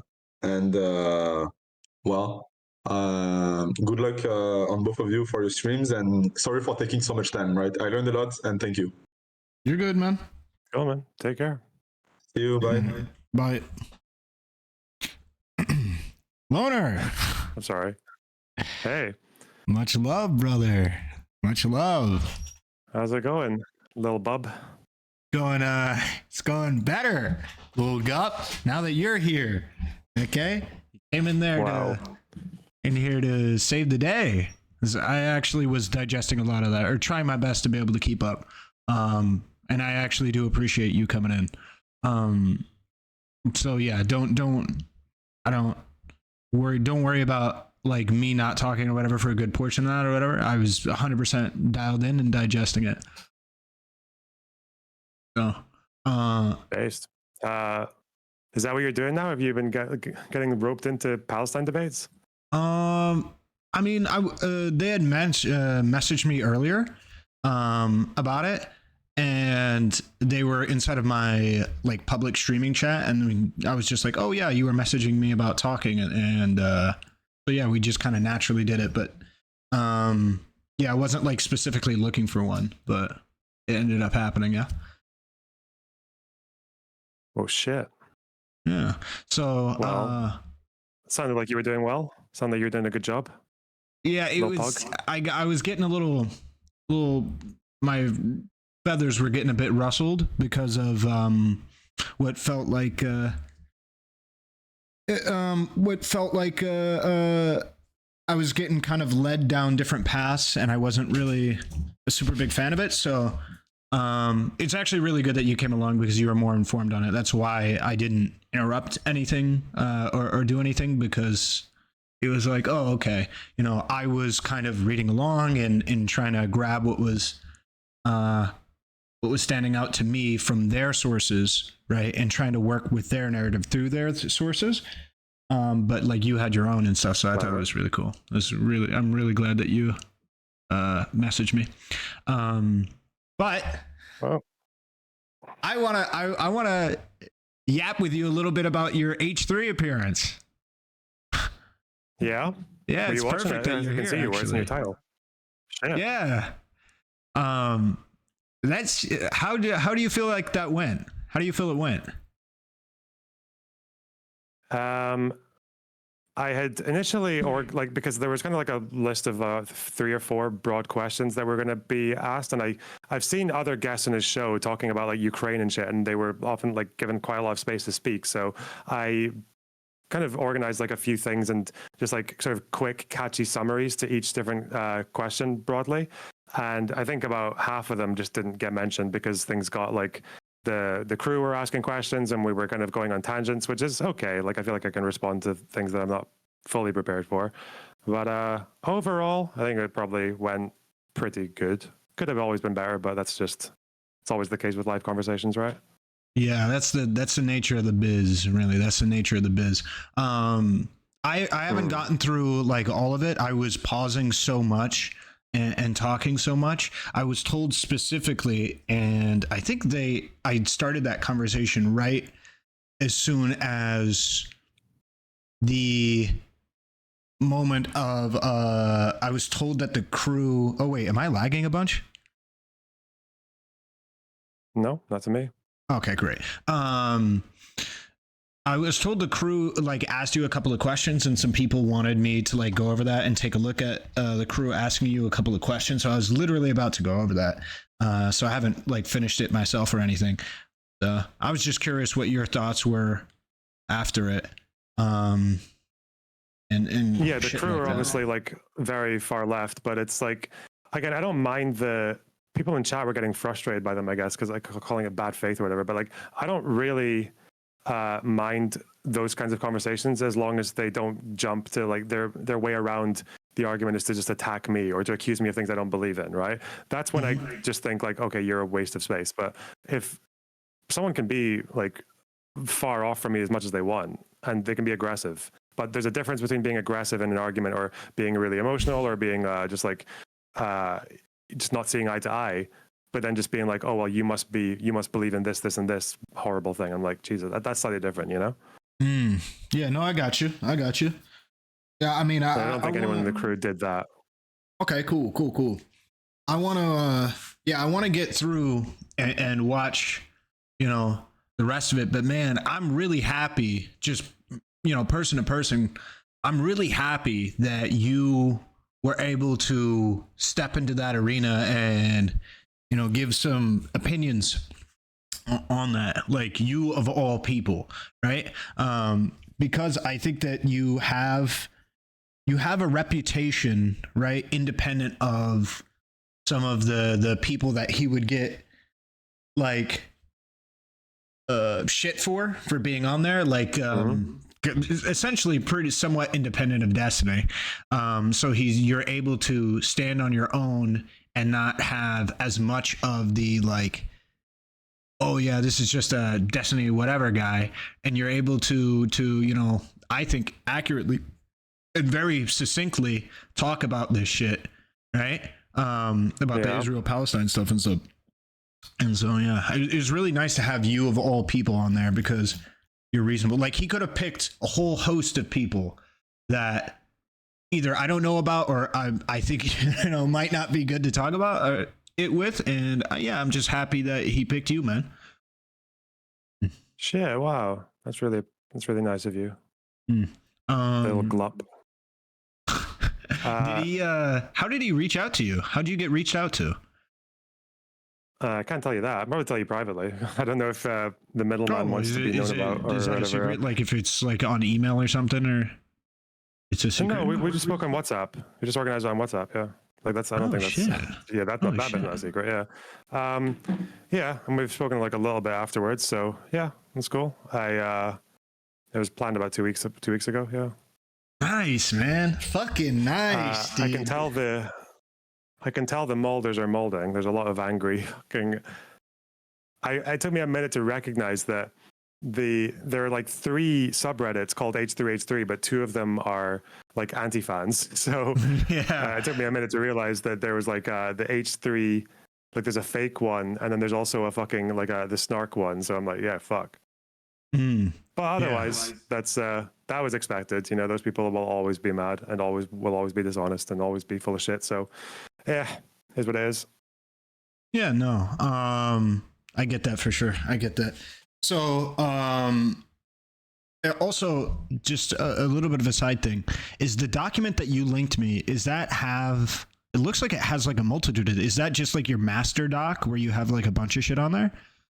It's just my notes on that particular issue. Oh, the other ones are. Oh, you mean like the other? Yeah, the links? whole thing. Yeah. Oh, yeah. Those are just other little research projects that I've published. Yeah, some of them are very like some of them are meant to be presentable. Other ones are just note taking. Yeah. Is that like do you have that one and then like a private one, or is that just the one that you Yeah, there's use? the private one which has a lot more shit on it. Yeah. Okay, so that's But your like, let me think. public one. This yeah, most of these I think like this one here is this, yeah, the cookie files. I think that's more or less supposed to be chronological, like that works. The Sinwar one I think is a lot more just like self-contained. It's like better organized. But yeah, other ones are just like the cash report one's a complete fucking mess because it's just reading a 200-page thing and taking notes. So yeah, so some of them are more clean and some are a bit of a mess. Nice. Yeah. Okay. Yeah. I thought it was. How did you even know I was having the conversation? Did somebody in your chat or whatever message you? I was just lurking on Twitch, and then I clicked on your stream, and then I saw that you were. I saw the wiki page, and I was like, "Oh shit!" Very nice. Very nice. Very nice. Okay. Cool. You notice these like these like far left people are very they're very high information. You know, you gotta look out for that. Yeah. And it's not always correct information, but it's a lot of information. Yeah, there is. There was a lot of information for sure that guy had, and I thought it was. I don't know. I enjoyed it. I enjoyed listening to how that conversation went for sure. Okay. Yeah, I appreciate it. Netanyahu has gone live to address the nation after having ceasefire discussions. Oh shit! No, that means they'll be in Hebrew. No. Never mind. Sorry. You're good. I can see a translation. That's okay. Yeah. So that's for the most part what I wanted to, I guess, say. And yeah. So if you want to do your own thing, I appreciate you coming through, man. Yeah, all good, man. What's your story next? I think after you're talking about like what am I doing after this? Yeah. Or your general plans as a streamer, as a human being. I don't know. Anything you want to talk about? Oh shit. Well, you know, I really want a pony. You know, it's I've been wanting one for a while. Yeah. No, I'm for the near future. I just want to focus on like short form content creation really bad. So, you know, TikTok to Reels, all that stuff. I want to focus on that really bad. And I do want to get more into a lot of the harder political coverage because I do a lot of like drama and stuff like that. You know, I'm on JStock's thing. I do a bunch of that. I want to do more of the actual political coverage. So, you know, doing deep dives into various topics and researching them. It'll be fun. So that's just like the general vibe that I'm on right now. And trying to find that roommate, man. We're just like finished. I mean, not even really finished, but we just finished moving all of like Adriana's stuff into the house, and she has like an entire house worth of stuff, like easily tripled the stuff in the house, and we gotta move it all to the like right place and stuff. It's been a lot, honestly. Cool. Hope you guys don't fall out on stream in a month and have to find a new person. Hey, look, if we do, there's going to be 5 different cameras recording it. So, you know, everybody will get a slice. Everybody will get a slice of the content they want to see, huh? Yeah. And that is what it is, man. It is what it is. What about you? What you got? I'm documenting all of the Hamas police and security deaths from a war in 2008. By going through their websites and corroborating it with Israeli intel reports, with human rights reports, and with Hamas's own website. I'm almost done. It's taken about 30 hours, but we're getting there. Holy shit. I'm sitting over here talking about roommates. This guy's actually putting in work. I don't know how useful this work is. I think I'm just going to get to the end and be like, yep, everyone was slightly wrong. These guys are more wrong than the others. I don't. See, that's the type of shit you got to do to be able to have the kind of argument that you just did, huh? Like that's part of the reason why I really liked taking the back seat there is you get the juxtaposition, right? So I didn't know almost anything about the topic, really, almost anything at all. Right. And you saw people could see how I handled it. And then you come in and you're somebody who has it's pretty obvious you've thoroughly researched it, and you could see the juxtaposition as to, you know, somebody with knowledge, somebody able to articulate it and argue it. And I think I was able to look at it and try and be reasonable with zero information. And then you can be reasonable with a lot of information. Right. And then you can just see the difference in how that worked. And I thought that was a really interesting juxtaposition. And it's also really nice because it's like, I kind of want to, you know, it makes me want to get to that level. I was like, listen to it. I was like, oh man, if I had that knowledge, man, that'd be so nice to be able to, you know, be swinging the way you were swinging, bro. That's cool, man. That's cool. And you're doing that with, what was it? A thing in 2008? You're trying to look, what is this that you're trying to look up? Okay, so the TLDR is that in the first Israel-Gaza war with Hamas, the first day of the war, Israel bombed a bunch of the headquarter buildings of Hamas's police and security apparatus, like police officers, security workers, and all that. And then everyone was like, wait a minute, like you can't just kill cops. Like just because a cop has a gun, that's not the same as a soldier. And then Israel was like, no. These cops, they were soldiers, okay? Hamas integrated their police unit with the fucking military so that you can see all these pictures of police vehicles full of guys with guns and RPGs and like automatic weapons and shit, like crazy shit. And military uniform. So there's this big dispute. And I don't know if you've ever heard of the Goldstone report. Nope. This UN report basically says, no, we don't believe it. We don't think the majority of the people who died in these airstrikes were cops. And they debunk, quote unquote, an Israeli study that claims to show it. But then going through their debunk, it seems to be that they, one, took a Hamas spokesman basically at his word when he had kind of like said two completely contradictory things about the police. And then I stumbled eventually upon Hamas's own website where they list obituaries for their dead soldiers. So I just scroll down this massive obituary list that takes about 10 minutes to scroll to the bottom. Jesus. And then I go through 2008, I go through the date of these strikes, and then I see, okay, well, are the people in these who are named in this Israeli report showing up in Hamas's website? And it turns out most of them are. Not all of them, but most of them. In some cases, actually, the Israelis undercounted, but mostly, really? Some mostly overcounts a few of them, but some undercounts. But it seems to be that the UN basically didn't check this evidence or didn't include it or lied about it or something. And that's where I am now. So it seems to be that the Israelis overcounted a little bit, but everyone else undercounted.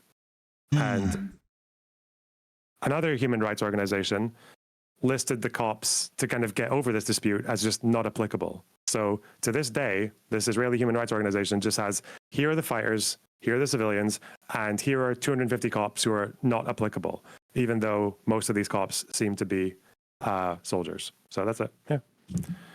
Okay. So I guess, so I have two questions, one question of which was brought up in there, and it might have a relatively simple answer, but I like asking stupid questions when I don't have very much knowledge. So it was a question brought up there.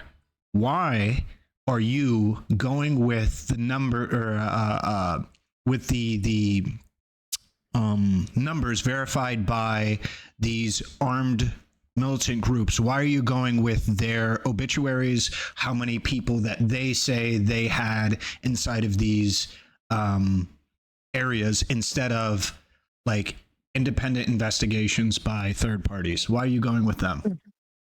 Because I think things are a little bit weird when Hamas are like, this guy was a soldier of ours, and Israeli was like, this guy was a Hamas soldier, and the third party is like, no, there weren't. We don't know that. What are you talking about? It's like, I consent, I don't. Yeah, it's fucking weird. Now, some people will say that Hamas will claim people who are not actually like theirs. So sometimes when someone dies, and maybe they die in a high profile situation because it's like an unjust killing, and sometimes Hamas will hijack that and they will like put the body in a Hamas flag, and then they will have like a Hamas fucking funeral and all that because they'll hijack the press. That does happen. But the problem is that and then sometimes even Israel will say, look, that person was a Hamas fighter, even though they weren't. They might have just been like a family member of a Hamas member, or they might have just been a civilian member. But on Hamas's website for soldiers, their like armed forces website, they literally have like pictures of them in uniform with their weapons. They have videos of them training. They have complete biographies of what they did as a soldier, how they dug tunnels, they manufactured explosives, they monitored the borders, they organized suicide bombing attempts, right? They booby-trapped buildings, and they also were cops. So it's like, okay, I feel like that's a very high effort to make all that up for some reason. So yeah, that's true. That's true. Wait, and sometimes they'll have these descriptions for singular people? Yeah. Oh wow, that's usually they have fairly detailed. They'll tell you where they were born. They'll tell you where they grew up. They'll tell you a little bit about their personal life, about their activities, often in the mosques. They'll tell you what they did as a soldier, what they did in civilian life, whether they were secretive or not. They'll tell you about maybe something about their family. Can you give me the site that you're using here? Is it? Yeah, I'm assuming it's not just Hamas.com. No, let me show. No, it's not. Hang on. I wonder if I can. Okay, here's a funny one. Okay, why not? Also, will I get put on a list for looking up the site? You are black, so. Okay. Proceed with caution, little pup. All right, let's Proceed with caution. Where the fuck is the? I haven't been outside of the U.S. I imagine you might be on a. I know, I'm distributing this shit and everything. Yeah. So if you look at this guy, there's like a little biography of him. Okay. Oh, wow. Yeah, it does. So there's our guy. There's his biography. I think this one in particular will and this say... is for each militant? Mm-hmm. This one will say, this is from 2008. They'll say, he loved the art of detonation and was delighted by the sound of explosions, considering it for the sake of Allah, preparing himself and getting ready to join the ranks and enter the thick of battles. Some of these stories are quite sad, actually. It's like there's one guy who, I think in this war, he was bombed in the police station. And I think the day before, he had proposed to someone and he was awaiting a response. Oh, yeah.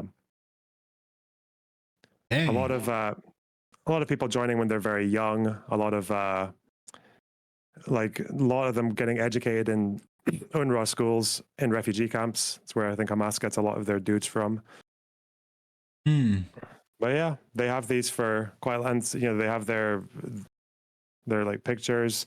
Occasionally, this guy's just got his civilian pictures, but other ones you'll see them in full gear and their training. They have a video, like a promo video, I guess. Some of them are quite long. What the fuck? They What get the kind of hell? personalized Bro, this is like footage. a Match.com profile page or something. It's like a bit of training, just regular old traffic cop, apparently. And there's his funeral. Crazy. Yeah. It's crazy. And this guy was he was a cop in the anti-narcotics department. What do you think? Would you want to get caught with drugs by this guy? Sure, yeah. That sounds amazing. Okay, my second question for you, okay? All right.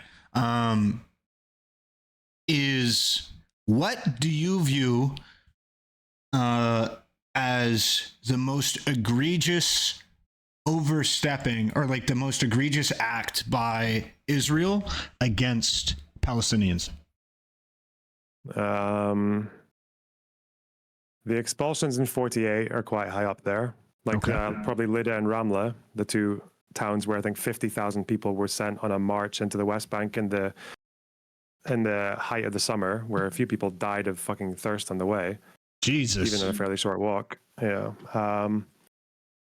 The Sabra and Shatila massacre was when they were in Lebanon, and the war had officially ended. They'd managed to get the Palestinian militants to leave the country, but the defense minister, with no evidence, said that there were still 2,000 soldiers in this Lebanese refugee camp, this neighborhood, and they took a bunch of their allies who were Christian, like fascist militants, and basically told them to go in and mop up the situation, like mop up the militants.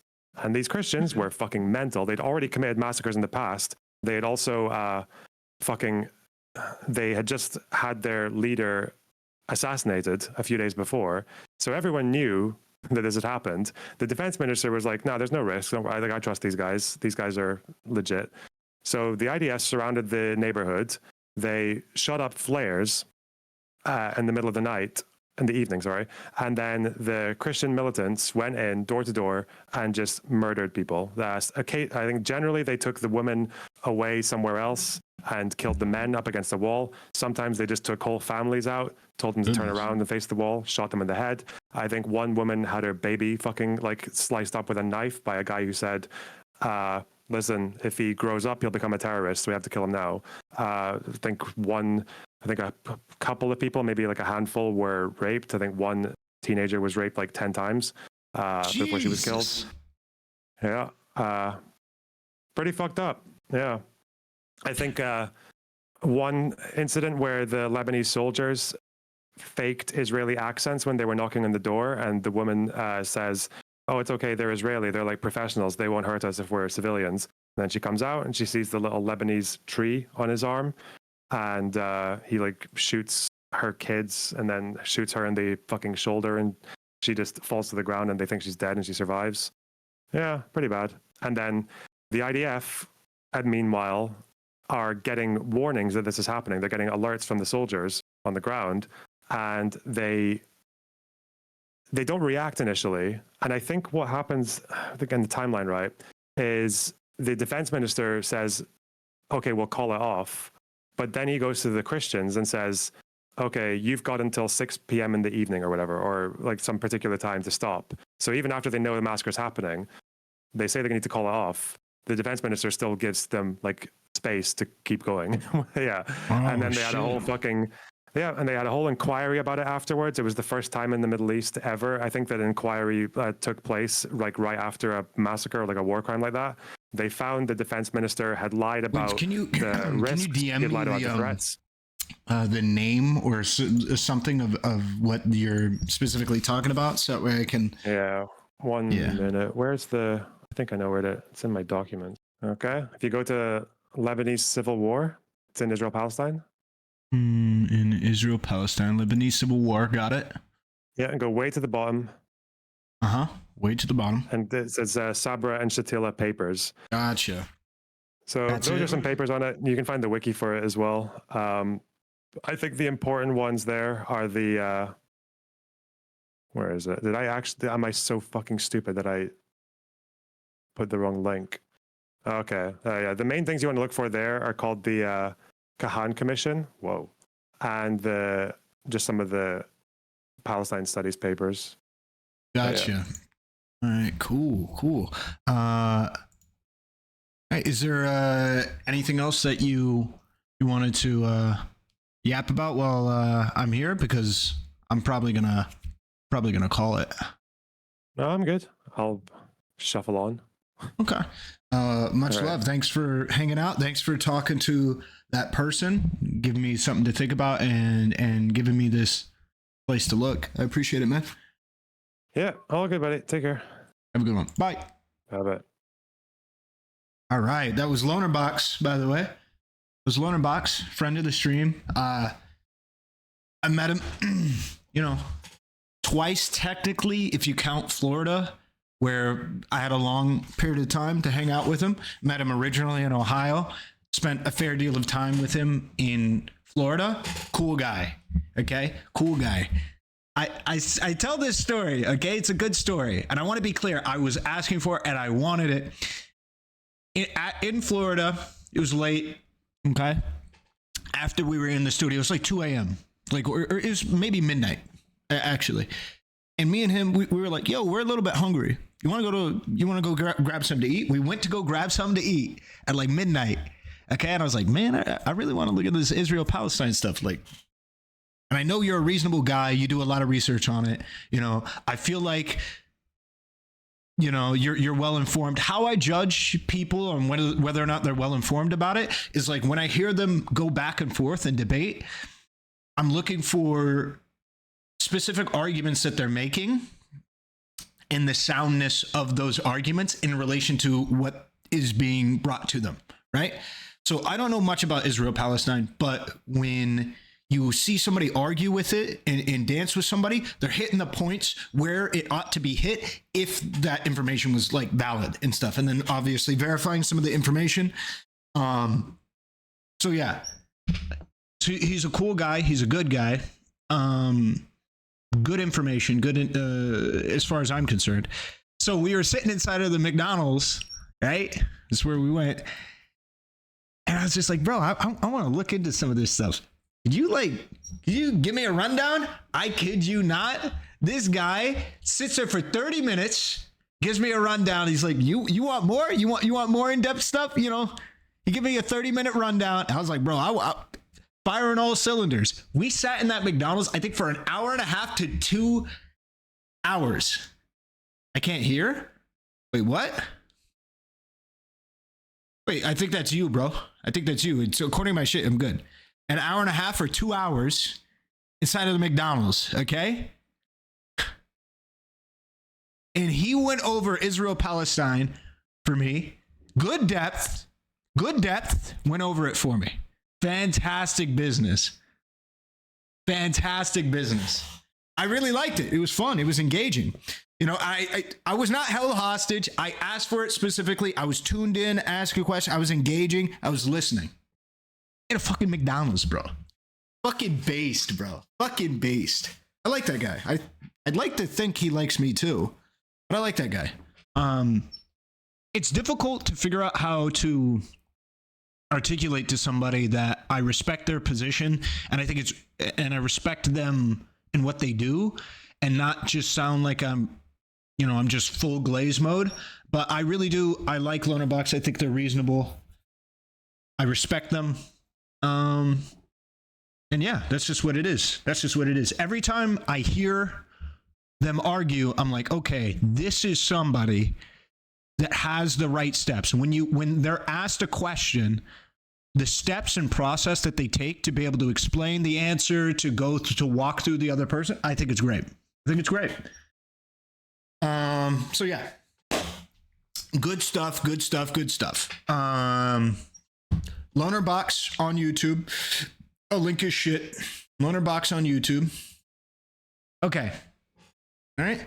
Much love. Peace. See you guys.